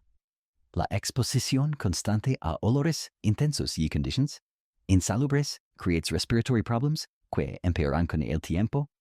Una estrategia particularmente efectiva que observas es cómo forma alianzas with otros trabajadores de supervivencia, creando networks informales donde información sobre oportunidades se comparte rapidly cuando un trabajador descubre una fuente particularly rich de desperdicios comestibles. Informa a others en su network, porque sabe que ellos harán lo mismo cuando encuentren oportunidades similares. Es cooperation born from mutual desperation. Los horarios de estos trabajos están dictados no por conveniencia personal, sino por los ritmos de disposal de las businesses prósperas. Debe estar en carnicerías cuando descartan desperdicios, en panaderías cuando bread fallido está disponible, en mercados cuando vendors han terminado sus vendas. Su día se estructura around las schedules de otros, requiring flexibility extrema and willingness to trabajar en cualquier moment cuando opportunities arise. El aspecto más heartbreaking es observar cómo mantiene dignidad personal mientras performs trabajos que society considera degrading. Se viste lo más limpio posible. Interacts respectfully con business owners. Y nunca begs, o appears desperate even when está literalmente working para su next meal. Su pride remains intact even as circumstancias force him into occupations que undermine traditional concepts de masculinidad y social status. Te das cuenta de que estás presenciando not just survival employment, sino la creación de una economic ecosystem completamente parallel donde waste from prosperity becomes sustenance para aquellos excluded from traditional economic opportunities. Es una demonstration de human adaptability, donde desperation has created specialized skills, i.e. social networks que operate efficiently on los margins de society. El sonido de campanas que resuenan a través del aire matutino no anuncia solo servicios religiosos, sino la promesa de algo que podría salvar vidas, comida gratuita para aquellos que han llegado al borde absoluto de la inanición. ¿Te encuentras siguiendo a la familia mientras se dirigen hacia la iglesia? Pero sus pasos no están motivados por devoción espiritual, sino por la desesperación física que convierte cada festival religioso en una oportunidad de supervivencia. La procesión hacia la iglesia te revela una jerarquía invisible de necesidad. Las familias más desesperadas llegan horas antes del amanecer, estableciendo posiciones estratégicas cerca de las puertas donde la caridad tradicional será distribuida. Sus rostros demacrados muestran la paciencia de aquellos que han aprendido que esperar pacientemente puede significar la diferencia entre comer hoy o no comer durante varios días más. Observas cómo la familia se posiciona cuidadosamente en esta columna oficial, calculando su lugar basándose en el número de niños que tienen, la severidad visible de su malnutrición y su reputación dentro de la comunidad de pobres locales. Los ancianos y las mujeres embarazadas reciben prioridades no escritas, pero universalmente respetadas, mientras que hombres jóvenes y aparentemente saludables deben esperar hasta que los más vulnerables hayan sido atendidos. Una curiosidad fascinante es que diferentes festivales religiosos proporcionaban tipos específicos de alimentos basados en tradiciones desarrolladas a través de siglos. Durante la Pascua, los ricos donaban huevos que habían sido bendecidos pero no consumidos, proporcionando proteínas preciosas que los pobres rara vez conseguían de otra manera. En Navidad, sobras de banquetes elaborados se distribuían, incluyendo carnes y dulces que representaban los lujos inimaginables para aquellos cuyas dietas consistían principalmente en pan negro y agua turbia. Los historiadores aún discuten si estas caridades religiosas creaban dependencia que perpetuaba la pobreza o proporcionaban soporte esencial que mantenía a los pobres vivos lo suficiente para encontrar oportunidades de improvement. Pero es indiscutible que sin estos eventos, las tasas de mortalidad habrían sido significativamente más altas durante los meses más duros del año. Presencias el momento dramático cuando las puertas de la iglesia se abren y comienza la distribución ceremonial. Monjes con túnicas marrones distribuyen porciones cuidadosamente, medidas de pan bendecido, sopa preparada en calderos masivos y ocasionalmente pequeñas porciones de carne que han sido donadas por familias aristocráticas buscando indulgencias espirituales a través de generosidad visible. El proceso de distribución revela un sistema social complejo donde la caridad religiosa opera según reglas que balancean compasión cristiana con realidades prácticas de recursos limitados y los receptores deben demostrar su deservingness, no solo a través de pobreza visible, sino también mediante adherencia a expectativas comportamentales específicas, gratitud apropiada, humildad religiosa y prometimientos de prayeres para los donantes generosos. Te encuentras observando cómo los niños de la familia reciben porciones ligeramente más grandes, no solo por compasión hacia su vulnerabilidad, sino porque la ideología religiosa de la época consideraba que los niños inocentes merecían protección especial de Dios a través de la caridad humana. Esta preferencia hacia los young creates dynamic familiares, donde parents sacrifican sus propias porciones para asegurar que sus children reciban maximum benefit de estas oportunidades escasas. Una práctica particularmente moving que presencias es la comunión de los pobres, donde aquellos que reciben charity comparten espontáneamente porciones con otros que arrived too late o fueron deemed less worthy por los distribuidores oficiales. A solidarity nacida de understanding mutual de que todos están igualmente close a la muerte por starvación, regardless de small differences in social standing. Dentro de la community de pobres, los festivals más elaborados proporcionan opportunities para strategic networking, donde families intercambian information sobre work opportunities y fuentes de food y técnicas de survival. Estas gatherings funcionan como job fairs informales, donde knowledge crucial se transmite horizontally entre aquellos que share similar struggles. Una familia que ha discovered a new source de edible plants shares this information, mientras otra, a family reports sobre un merchant que occasionally needs temporary labor. El timing de estas charitable distributions está carefully calculated por church authorities para maximizar impact religioso mientras managing recursos limitados durante periodos de particular hardship, harsh winters, failed harvests, o economic disruptions. Las churches aumentan frequency de distributions, pero también implementan stricter criteria para recipients para ensure que assistance reaches aquellos genuinely most desperate.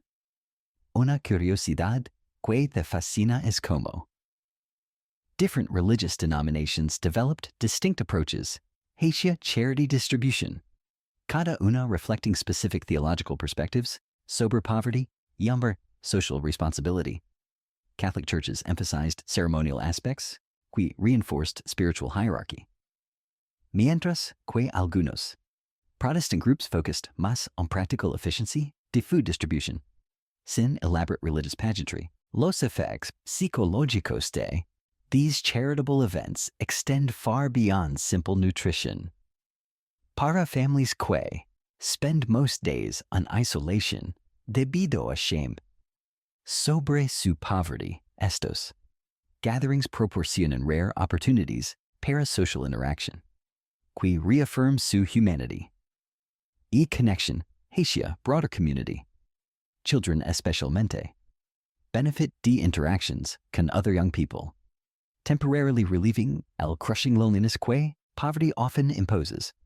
Te das cuenta de que estás presenciando not just food distribution, sino complex social institution donde religious conviction, economic necessity, y human compassion intersect para create systems que sometimes mean la diferencia entre life y death para los most vulnerable members de society as demonstration de cómo spiritual beliefs pueden translate into concrete survival resources cuando properly organized, nor consistently implemented. El intercambio silencioso que observas no involucra monedas ni contratos escritos, sino el lenguaje universal de la necesidad mutua traducido en gestos, miradas y acuerdos susurrados que pueden significar supervivencia o muerte para ambas partes. Te encuentras en el corazón de una economía paralela donde el valor se mide no en dinero, sino en calorías, proteínas, y la capacidad de mantener vivos a los seres queridos un día más.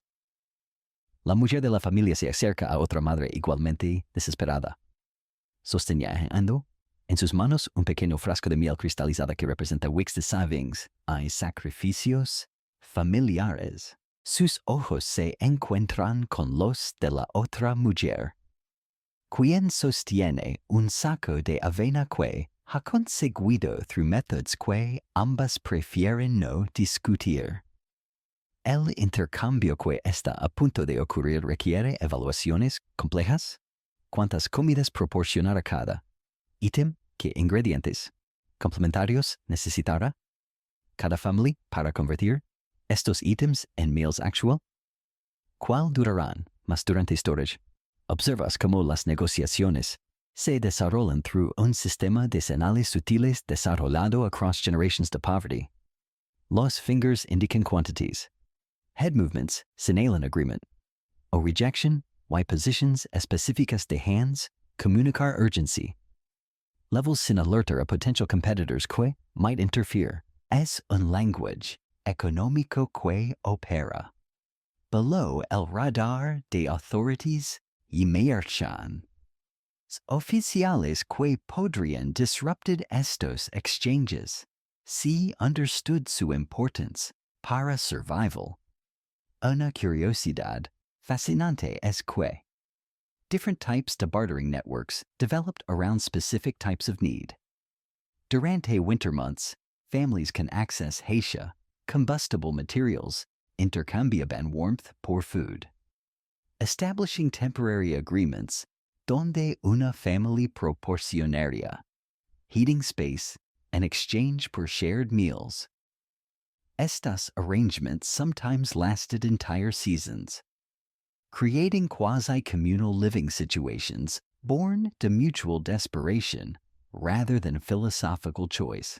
Los historiadores aún discuten si estos systems de trueque were more efficient than monetary transactions para meeting basic survival needs. Pero es indisputable que para families completely excluded the traditional economy, estas networks representaban la only means de accessing variety in sus diets. I essential items que couldn't be produced individually. Presencias una complex three-way exchange donde una elderly woman who specializes in herbal medicine trades dried medicinal plants hacia una young mother que has access Haitian fresh eggs through mysterious means. Who entonces exchanges algunos de esos eggs toward una third family que possesses cloth suitable para winter clothing. Cada participant must evaluate not only el immediate value de what they're receiving, pero también el potencial, future value, y el opportunity coste. Giving up items que might become more valuable later. El timing de estos exchanges está carefully coordinated around predictable shortages, warmawai abundances. Families que anticipate good foraging periods. In spring begin negotiations durante late winter, establishing agreements que will take effect weeks later. Cuando certain wild foods become available, as economic planning que requires intimate knowledge de seasonal cycles. Local resource availability. Why el probable needs de other families durante specific time periods. Te encuentras observando cómo children play crucial roles in estos bartering networks, no? Just como messengers, pero como negotiators, in su own right. Young people often have access hacia spaces, opportunities que adults cannot reach, making them valuable trading partners despite su age. Un boy que can slip through narrow spaces, donde useful items have been accidentally dropped, becomes unspecialized scavenger, whose services are highly valued por multiple families. Una estrategia particularmente sophisticated que presencias es el future bartering, donde families make agreements para exchanges, que will occur cuando specific conditions are met. Una family agrees they should trade preserved meat during winter months and exchange para fresh vegetables que won't be available until next summer. Estos agreements require extraordinary trust, porque circumstances can change dramatically, making previamente agreed exchanges either impossible or devastating para una de las partes. Los social bonds creados through estos bartering relationships often extend far beyond simple economic transactions. Families que regularly trade con each other develop intimate knowledge de each other's needs. Strengths. Why vulnerabilities during emergencies? Estas networks provide not just material support, pero también emotional assistance, que can be equally crucial, parapsychological survival. Durante particularly dark periods, el risk management in estos informal economies reveals sophisticated understanding, de probability, while contingency planning, families deliberately diversify as bartering relationships, maintaining connections con multiple trading partners to reduce dependency. Sobre any single source de essential items. They también maintain small reserves de highly tradable items que can be used para emergency negotiations cuando unexpected crises arise. Una práctica que te emociona es la charity bartering, and donde families que are doing relatively better deliberately overpay in exchanges con those que are más desperate, creating informal wealth redistribution mechanisms que to operate completely outside official charity systems. A generosity camouflaged como business transaction.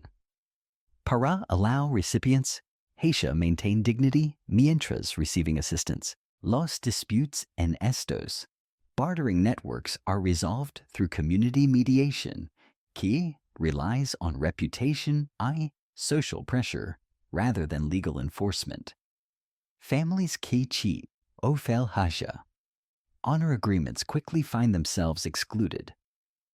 De future trading opportunities, creating powerful incentives para honest dealing, even cuando desperation might otherwise encourage deception. Te das cuenta de que estás presenciando not just economic transactions, sino la construcción de alternative social systems donde human relationship y mutual trust replace monetary currency. Como foundation para economic activity as demonstration de human adaptability. donde extreme circumstances have created forms de cooperation. Key might be more humane and sustainable than traditional market economics, even mientras, operating under conditions de desperate scarcity. La diferencia te golpea inmediatamente cuando sigues a la familia rural por senderos de tierra que serpentean entre campos marchitos, versus los días que has pasado con familias urbanas navegando calles empedradas y callejones húmedos, aquí, en el campo. El hambre tiene un sabor diferente, un ritmo diferente. Una desesperación que se extiende hacia horizontes infinitos en lugar de estar comprimida entre muros de piedra y edificios apinados. En el campo, observas cómo la familia tiene acceso directo a la tierra. Pero esta proximidad a la naturaleza es tanto bendición como maldición cruel. Sus manos pueden tocar soil, que potencialmente podría producir food, pero esa misma tierra pertenece a landlords que consideran cualquier uso no autorizado como theft, punishable por imprisonment o worse. Es como estar sediento mientras staring at un well que está locked shut. La ironía amarga de consume mientras presencias como rural families sometimes sufren hambre más severa que sus urban counterparts, precisamente porque están surrounded por food que no pueden legally access. Fields de grain stretch in todas direcciones. Orchards heavy con fruit hang just beyond reach. Y livestock graze peacefully. And pastures que might as well be otros planets, para families que own nothing más que su labor y sus desperately beating hearts. Una curiosidad fascinante es que rural poor developed specialized skills para subtle gleaning, collecting grain que naturally falls during harvest, fruits que drop naturally to trees, y other resources que couldn't technically be considered theft pork weren't intentionally taken. Estas activities required intimate knowledge de legal boundaries, timing que avoided detection.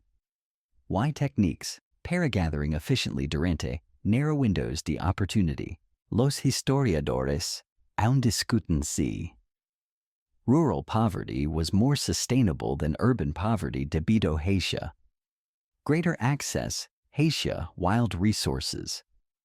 Pero evidence suggests que, during harsh seasons, rural families often faced more severe isolation, and fewer options para emergency assistance than their urban counterparts. In contrast, urban poverty presented different challenges y opportunities. Siguiendo urban families through narrow streets packed con humanity. You observa como density creates both problems y solutions. Competition para resources es intense. Pero opportunities para creative scavenging. Y informal employment are más numerous. An urban family might find dozen different sources to small amounts of food durante un single day. Mientras, rural families might have access hacia larger quantities pero less frequently. Urban families develop sophisticated knowledge de timing. Cuando different businesses discard useful items. Cuando charitable distributions occur. Cuando wealthy households might have surplus items disponibles para informal trade. Rural families develop equally sophisticated knowledge, para-focused and natural cycles. Cuando specific wild plants are ready para harvest. Cuando animal behaviors indicate opportunities. And cuando weather patterns create chances para unauthorized gleaning. Presencias, fascinating differences, and food preservation strategies. Rural families often have access hacia better storage facilities. Root cellars dug into earth que maintain stable temperatures. Barns where items can be hung. Para-drying, outdoor spaces donde smoking can occur without alerting suspicious neighbors. Urban families must rely on more compact, subtle preservation methods won't attract unwanted attention from landlords or authorities. Te encuentras, comparing como children contribute differently hacia family survival en estos two environments. Rural children become experts in identifying edible plants. Tracking animal movements. Why understanding agricultural cycles can indicate optimal times para various gathering activities.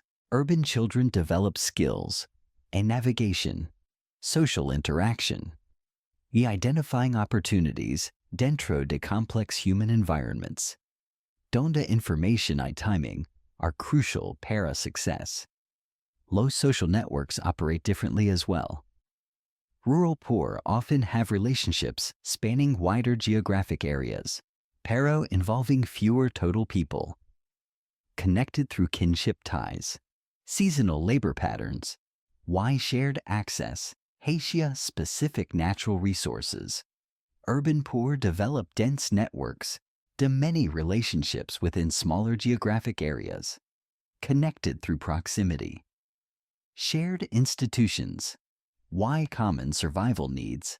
Una strategic difference aturdis que te strikes as como rural families plan across longer time horizons. Necessarily thinking in terms de seasons, why annual cycles, mientras. Urban families often plan dia by dia, responding towards rapidly changing opportunities, threats in more dynamic environments. Rural planning requires patience, why delayed gratification. Pero offers potential para larger payoffs. Mientras. Urban strategies emphasize quick adaptation, immediate problem solving. Los risks. También differ substantially. Rural families face threats from weather, seasonal shortages, why isolation, can be deadly cuando help isn't available. Urban families face threats from disease. Violence, why social disruption, can escalate rapidly in crowded conditions. Rural families might go weeks without contact on outside help during emergencies. Mientras urban families might face competition. De dozens to other desperate people pair a limited assistance. Health considerations reveal another crucial difference. Rural families often have better access, hacia medicinal plants, way cleaner air. Pero limited access. Hacia any medical assistance, cuando serious illness occurs. Urban families have theoretically better access, hacia medical care. Pero face, greater exposure. Hacia disease, pollution. Create constant health threats. Te das cuenta de que estas, observing not just two different environments, sino two different adaptations to human survival behavior. Cada una shaped por specific challenges, why opportunities. Rural poverty demands patience, planning, deep knowledge, the natural systems. Mientras urban poverty requires quick thinking, social skills. Why ability hacia navigate complex human dynamics. Both environments create their own forms. The expertise, community bonds, survival strategies que reflect human adaptability under extreme circumstances. La madrugada te encuentra observando cómo la madre de la familia se despierta silenciosamente en la oscuridad, horas antes que cualquier otro miembro de su household. Sus movimientos son calculated precisamente para evitar disturbing el precious sleep de children. Y husband que need rest para sustain energy durante otro day de struggle. Su day begins not con thoughts to her own needs, sino con mental calculations, que determine si su family will eat today or not. Sus hands, permanentemente, stained con dirt, roughened por endless labor. Begin el ritual, daily de-inventory assessment, and mental spreadsheet, que never contains enough. She counts cada grán de avena, cada dried bean, cada fragment de preserved meat que remains on sus meager stores. Sus eyes, aged beyond her actual years, evaluate not just what exists today, Sino what must be rationed. Para ensures something remains tomorrow. Observus como. She manipula. Scarcity con precision. De mathematician, working complex equations. Donde variables include numero de family members. Undi. Physical demands, de upcoming work. Weather conditions key might affect foraging opportunities. Why probabilities, de finding additional resources durante coming day. Her calculations must account para growth needs, de children, labor requirements, de her husband. Ye, her own nutritional needs, which invariably receive lowest priority in her internal hierarchy.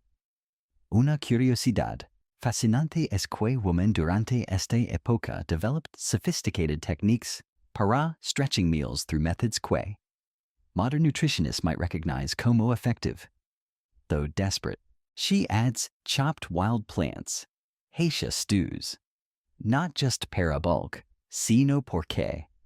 She has learned through experience.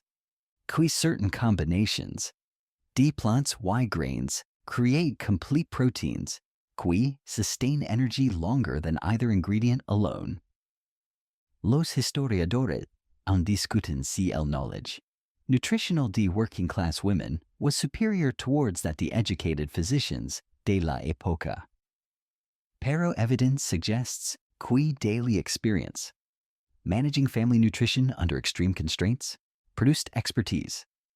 Que medical theory couldn't match parapractical effectiveness. Presentious, her performing what could be considered culinary alchemy. Transforming ingredients, que individually, would be barely edible into combinations, que provide actual nourishment. Bones que have been boiled repeatedly until they seem exhausted. Somehow yield another day's worth, de mineral-rich broth cuando. She adds specific wild herbs, que help extract remaining nutrients.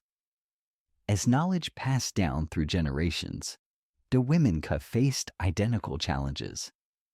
I developed solutions through trial y error. One mistakes could be fatal. Her day involves constant decision-making about resource allocation que would challenge corporate executive managing complex budgets. She must decide not just what towards cook, pero también cuánto fuel towards use para cooking. Vilkit family members need largest portions based in their probable energy expenditure. Why? How towards preserve anything remaining para future meals.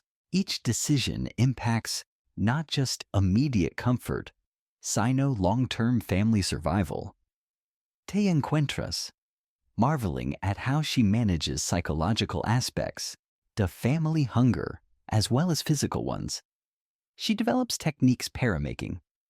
Small amounts, the food appear larger. Serving in smaller containers, create illusion de fullness. Spacing meals carefully, Haitian prevent family members from dwelling on hunger. Y, creating anticipation. Para future meals, que helps distract from current privation. Una strategy, particularmente, sophisticated at how she negotiates con her own children about food distribution. Maintaining authority y.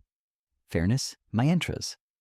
Dealing con desperate young people, understand that food is literally life. She never shows favoritism, never displays frustration cuando resources run out.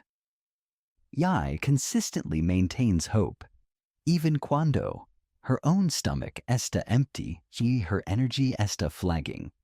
Los emotional demands, the managing family hunger extend far beyond simple meal planning. She must comfort hungry children without promising food, que doesn't exist. Maintain husband's morale, cuando his efforts towards provide have failed.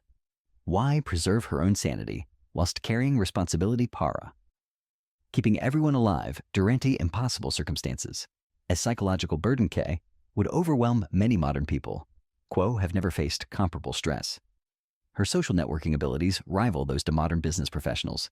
Aunque her network's focus and survival rather than profit.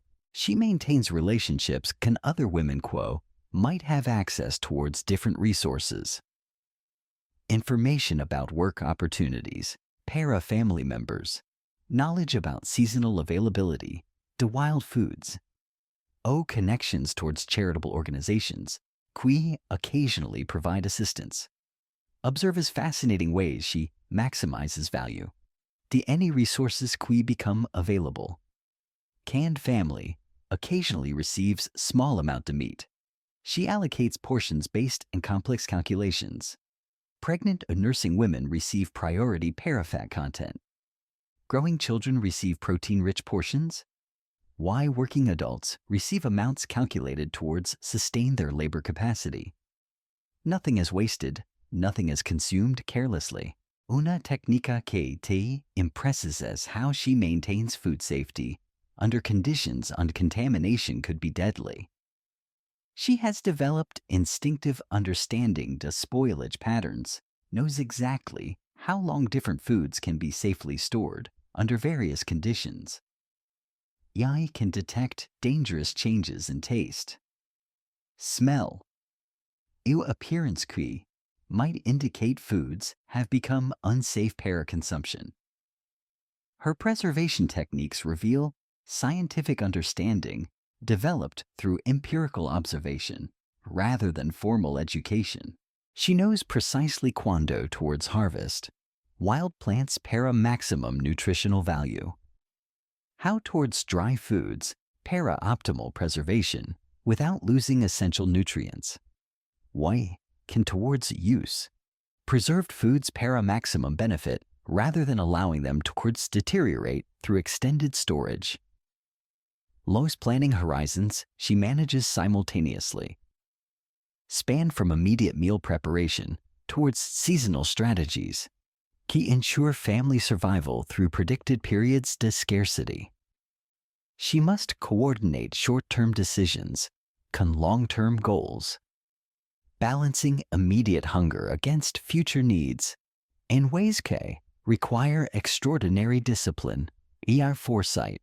Te das cuenta de que estás observing not just household management, sino sophisticated resource management system when one person bears responsibility para coordinating complex variables, que determine whether multiple other people live or die. Her expertise encompasses nutrition, preservation, psychology, social networking, risk assessment, wise strategic planning, all developed under pressure. The absolute necessity donde failure means watching loved ones slowly starve towards death. El temblor en las manos del anciano no proviene del frío matutino, sino de algo más siniestro, que has comenzado a reconocer en múltiples miembros de esta comunidad desesperada. Sus dedos se agitan involuntariamente mientras intentan levar a su boca pedazos microscópicos de pan negro. Y a sus ojos han desarrollado una ceguera nocturna que lo deja prácticamente inmóvil después del atardecer. Estás presenciando los efectos devastadores de malnutrición, que se extiende más allá del simple hambre hacia territorio de deterioro sistemático del cuerpo humano. La madre de la familia examina las encías del niño más pequeño con la expertise de alguien que ha visto demasiados casos similares. Las encías están hinchadas, sangrantes, y los dientes pequeños se mueven ligeramente cuando los toca. Es escorbuto en sus etapas tempranas, causado por completa ausencia de vitamina C en una dieta que consiste principalmente de pan rancio y agua turbia. Sus pequeñas piernas muestran hematomas que aparecen sin causa aparente. Señales de que su blood no está clotting properly debido a deficiencias nutricionales severas. Una curiosidad médica fascinante es que estas familias habían desarrollado tratamientos empíricos para a condiciones que medical doctors de la época no entendían científicamente, pero que poverty-stricken communities could identify. We treat más effectively que educated physicians. Para scurvy. Habian learned que pine needle tea could reverse symptoms dramatically.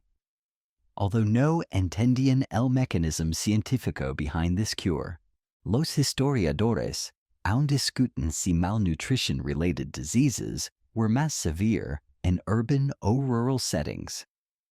Pero medical evidence suggests que regardless de location, chronic undernourishment created cascading health problems que often proved fatal, even cuando adequate food eventually became available. Porque damaged bodies couldn't recover fully de prolonged starvation. Observas como la teenage daughter de la familia has desarrollado symptoms que modern medicine would recognize como severe anemia. Her skin has taken grayish pallor. Her hair is breaking off and clumps. She becomes breathless, después de minimal physical exertion. Her menstrual periods have stopped completely. Que her mother recognizes as sign que her body has begun shutting down non-essential functions. Para conserve energy, para basic survival. Los children display symptoms particularly heartbreaking. Para observe. Several show signs de rickets legs beginning towards bow under their body weight. Debido towards softened bones. Delayed tooth development. Coa leaves them struggling. Haisha chew even soft foods. Why enlarged heads? Que give them appearance to premature aging. As tragic irony, que those most needing nutrition para proper development are least likely towards receive adequate amounts. Te encuentras? Witnessing community responses towards these health crises, que demonstrate both wisdom and desperation. Elderly women who have survived multiple famines share knowledge about plantas medicinales que can address specific deficiency symptoms. Bark from certain trees, cuando properly prepared, can provide some relief para scurvy symptoms. Specific weeds contain iron que helps combat anemia. Clay from particular locations can provide minerals, que strengthen bones. Una practice particularmente ingenious as como families identify y tree hunger edema. Swelling que occurs cuando protein deficiency becomes extreme. They learned que elevating swollen limbs, Nabigiri applying poultices made from certain plants could provide temporary relief. Aunque underlying malnutrition remained unaddressed, as symptomatic treatment quiz helped maintain mobility. Cuando complete bed rest would have meant death, para families dependent in every member's contribution. Haisha survival, lost psychological effects, de chronic malnutrition create additional challenges. Koei, compound physical deterioration, mental cloudiness, que accompanies. Severe undernourishment makes decision-making more difficult. Precisely, cuando families need clear thinking most desperately. Depression and lethargy create downward spirals. Donde people lose motivation towards seek food opportunities precisely can they most need towards maintain active survival efforts. Presencia's disturbing phenomenon. De-starvation euphoria. Donde some individuals experiencing extreme hunger begin reporting feelings to peace. Spiritual transcendence. Modern medical understanding recognizes este as neurological response towards prolonged starvation. But durante esta época, some interpreted these symptoms as religious experiences rather than medical emergencies requiring immediate intervention. Una observación. Que te chills is how quickly previously healthy people deteriorate once malnutrition reaches certain thresholds. Robust young adults can transition from functional hunger towards life-threatening debility and matter to weeks cuando food availability drops below critical levels. Recovery can possible takes far longer than initial deterioration. Creating cycles, donde families remain vulnerable towards future shortages even after temporary improvements. Laws, social dynamics around serious illness reveal community values under extreme stress. Families face impossible decisions about whether towards allocate scarce resources towards caring para sick members quo might not recover. towards protecting healthy members, quo might still be saved. These decisions test bonds to kinship, why community support, in ways why prosperous societies rarely experience. Treatment methods range from surprisingly effective towards desperately futile. Families learned que herbs could stimulate appetite, quando malnutrition had suppressed hunger signals.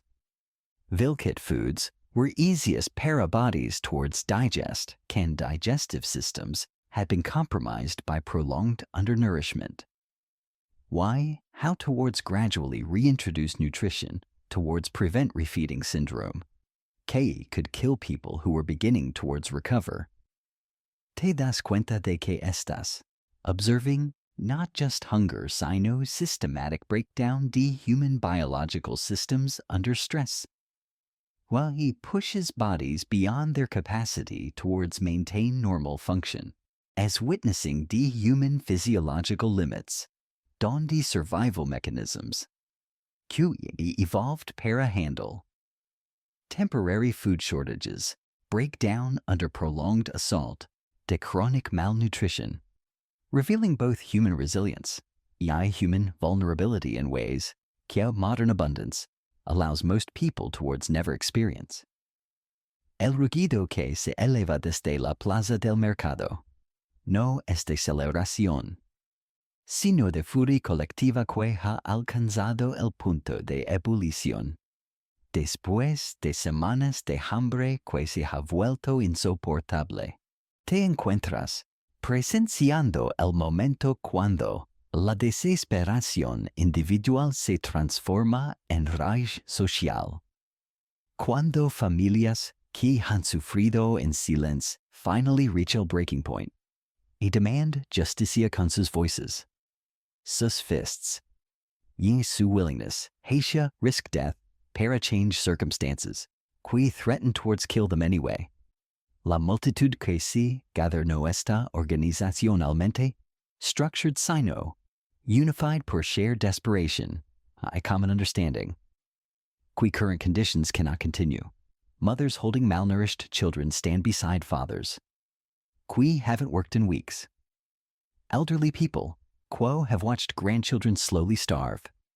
Why teenagers quo have known nothing but hunger durante their entire conscious lives. As coalition formed not por ideology, pero por biological necessity.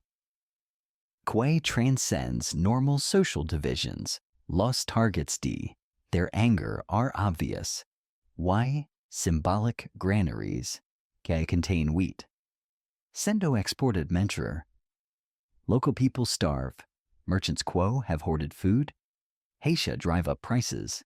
Why government officials quo have failed towards implement relief measures. Piu could prevent mass starvation. Their regi is focused, pero también desperate. Because they understand QE violence might provoke retaliation. QE could make their situations worse. But continuing passivity guarantees slow death para themselves y their families.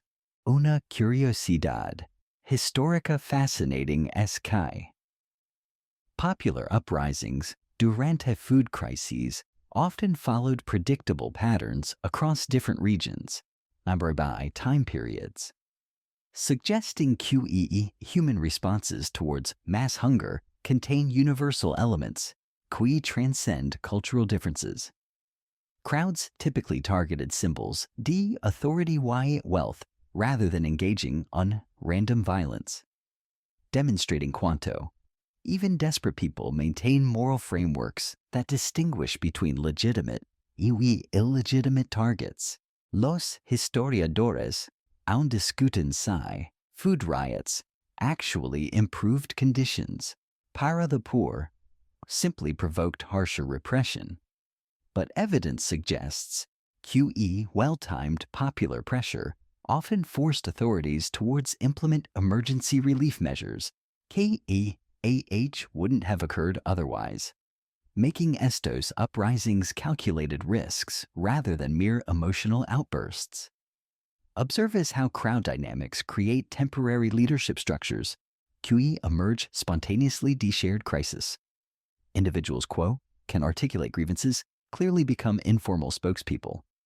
Those con physical strength become organizers, direct action. Why those knowledge authority structures become strategists? Cal plan specific targets, why timing para maximum impact? As democracy forged on desperation in care. Survival needs override traditional social hierarchies. Te encuentras, watching careful choreography, de-organized restraint, crowds seek towards maximize pressure, whilst minimizing retaliation, QE could destroy any gains achieved. They break into granaries towards redistribute hoarded grain rather than engaging in wholesale destruction. Target specific individuals, name para-profiteering rather than attacking entire social classes. Why demand specific policy changes rather than attempting towards overthrow entire governmental systems? Una tactical sophistication, QT, impresses as how participants coordinate actions across multiple locations simultaneously. Creating impression D widespread unrest CA makes authorities more likely towards negotiate rather than simply suppressing individual incidents. Word spreads rapidly through networks DE desperate families, enabling coordinated timing. QE multiplies impact DE each local demonstration. Los negotiations QE emerge from these confrontations, reveal complex social dynamics whose desperation meets political calculation. Authorities must balance maintaining order against preventing actual starvation could lead towards even larger uprisings. Protesters must balance demands. Para immediate relief against longer-term need. Para sustainable policies. KE. Address underlying causes to food insecurity. Pre-census moment. Can confrontation escalates towards violence? Nobody originally intended. Authorities respond. Force towards crowd actions. Cross-perceived boundaries. The acceptable protest. Protesters react. Increased aggression. What they perceive. Unjustified repression. Why situation spirals beyond control. The anybody involved. Is tragic irony Violence often undermines potential. True negotiations, might actually address underlying problems. Ona consequence particularly devastating. Ease how food riots can disrupt existing supply chains. We're already barely meeting survival needs. De-affected populations. Merchants become reluctant. Transport. Goods. Areas.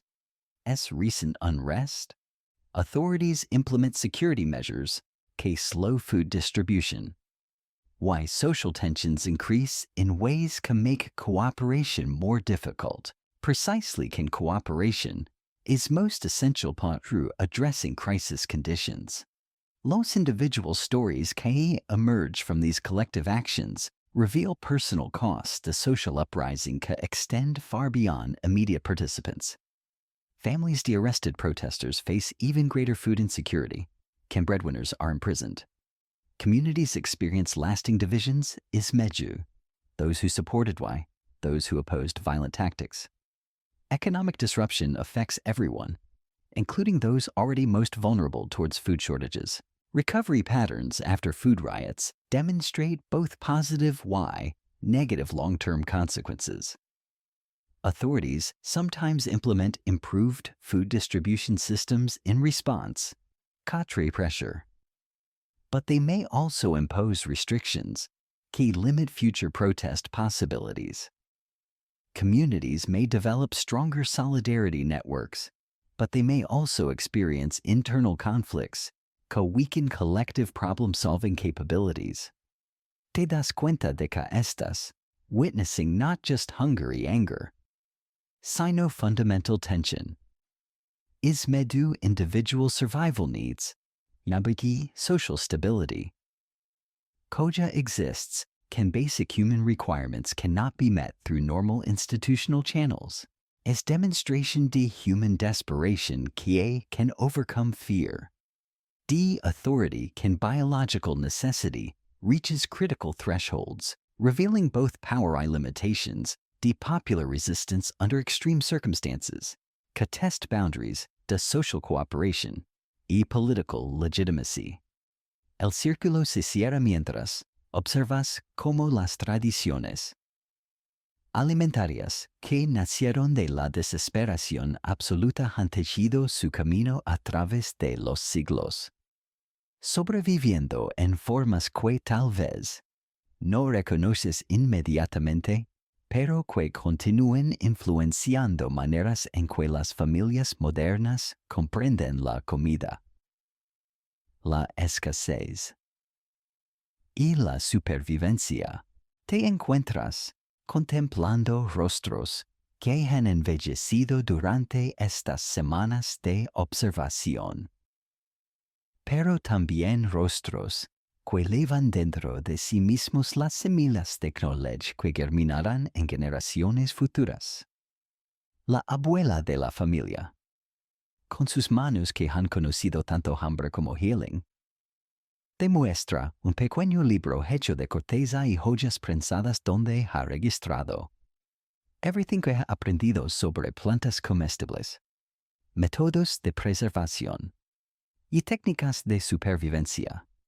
No puede escribir en el sentido moderno, pero sus símbolos y dibujos rudimentarios representan enciclopedia viviente de knowledge que podría salvar vidas durante futura crisis. Es legacy tangible de wisdom earned through suffering, que será transmitido hacia daughters y granddaughters que may face their own periods de hardship.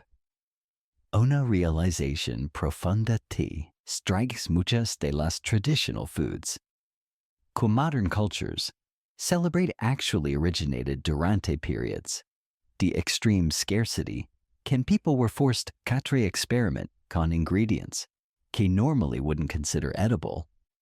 Fermented vegetables, preserved meats, grain-based porridges, herbal teas, all estas comenzaron como survival strategies rather than culinary preferences. Desarrollando quatre cultural staples only después que generations. The people refined techniques under pressure de necessity. Los historiadores aún discuten pana under survival. Practices de past eras actually contributed quatre improved nutrition knowledge versus perpetuating ineffective traditions. But modern nutritional science has validated many techniques. KHH were developed purely through empirical observation. During times when mistakes could be fatal, observe as how family dynamics forged during periods de scarcity create lasting patterns, que persist. Even quatre prosperity returns. Children quo learned quatre ration food carefully carry this restraint throughout their lives. Adults quo coordinated resource sharing during desperate times. Maintain cooperative relationships, que serve them well durante normal circumstances. Elderly people quo survived multiple famines, become repositories de wisdom. WA helps communities prepare para future challenges. Te encuentras reflecting on psychological resilience, que emerges from successfully navigating extreme food insecurity. Families show have eaten dandelion soup, survived, develop confidence, que they can overcome challenges. Que would paralyze those quo have never faced genuine hardship. As empowerment CA comes not from abundance, pero from proven ability. Quatre find resources. I create solutions when confronting seemingly impossible circumstances. Una curiosidad que te fascinates as how recipes OEI preparation methods que originated. Durante scarcity periods often become treasured family traditions, podsas prosperous times, carrying emotional significance, que transcends their practical origins. Grandmothers teach grandchildren quatre prepare poverty meals, not from necessity, but from desire. Towards maintain connection quatre ancestral experiences, Po-shaped family identity, I values. Low social bonds Q were forged during shared hardship, often become strongest relationships in people's lives. Lasting long after circumstances QE created them, have improved. Neighbors Quo shared resources during hungry periods, remain committed towards mutual support. Children Quo helped each other find food, develop friendships, KAH endure throughout their lives. As social capital PO emerges from collective survival experience. Presencias. Fascinating transformation KA occurs quando some families escape extreme poverty, whilst maintaining relationships can those Quo remain trapped in scarce circumstances. Former connections. Haitian desperate communities become sources de charitable giving. Mentorship opportunities. Why practical support can help others navigate challenges, K former poor. Remember vividly from their own experiences. Una impact QE extends far beyond individual families, is how survival knowledge gets institutionalized, Katre community practices, shko benefit everyone. Churches develop food distribution systems based on methods KHH, proved effective during crises. Communities create shared storage facilities. Hey E, Hey H, reflect lessons learned about preservation. I rationing. Local governments implement policies. POW address vulnerabilities. KOBH became obvious during periods D hardship. Less cultural attitudes toward food waste. Hospitality. Why sharing? KHE developed during scarcity periods often persist long after abundance returns. Creating societies PO are more generous. Wasteful, less. I appreciative D basic nutrition than cultures Quo haven't experienced comparable challenges. As cultural memory KAH influences behavior long after original circumstances have changed. Te das cuenta de que estas. Observing not just historical survival, pero ongoing human adaptability. Katre continues Katre shape. How people respond. Katre uncertainty. Scarcity. Why challenges? QE require creative problem solving. Technical D survival. Poetihogi were developed during the 17th century poverty continue, Katre be relevant, Tiden's modern emergencies. Economic downturns. Natural disasters. Show test human resilience in similar ways. Los stories de families Quo. Survived extreme hunger, become part to cultural heritage. KHH teaches future generations about human capacity, para-endurance. Creativity. Why mutual support under circumstances. Quizás limits D, what people believe they can survive. As legacy Poo reminds prosperous societies, key current abundance might not be permanent. Yoi shio wisdom earned through hardship remains valuable, even during comfortable times. Mientras las últimas imágenes de esta mesa improvisada se desvanecen suavemente de tu consciousness.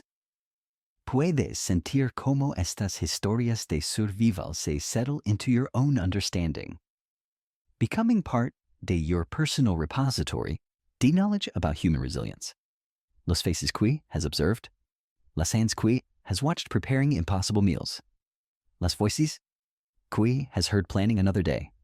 De survival. All become part de larger story. D'esprit human adaptability. K continues, Katre unfold, en forms baited familiar e surprising, and quietness. K follows intense observation. You understand, K poverty. A hunger to past eras weren't simply historical curiosities, but examples to human experience, K reveal capabilities. I wisdom, Z modern abundance sometimes obscures.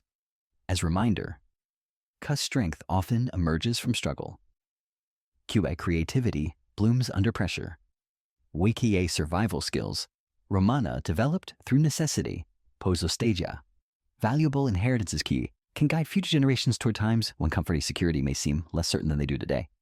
Y así, mientras la última vela se desvanece en esta choza antigua y los ecos de voces hambrientas se silencian en la distancia, te encuentras regresando lentamente al presente. Ana.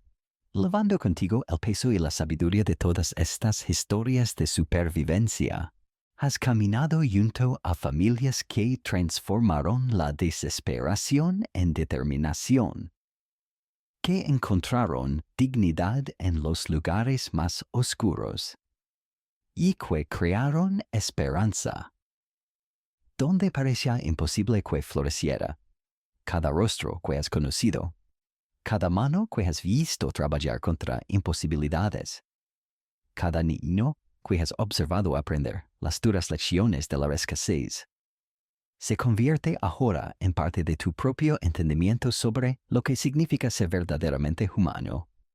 Porque en esas mesas vacías, en esas cocinas sin fuego, en esos momentos cuando todo parecía perdido, descubriste algo extraordinario, que la humanidad no se mide por lo que tenemos, sino por cómo respondemos cuando no tenemos nada. Las técnicas de supervivencia que has presenciado no eran simplemente métodos para encontrar comida.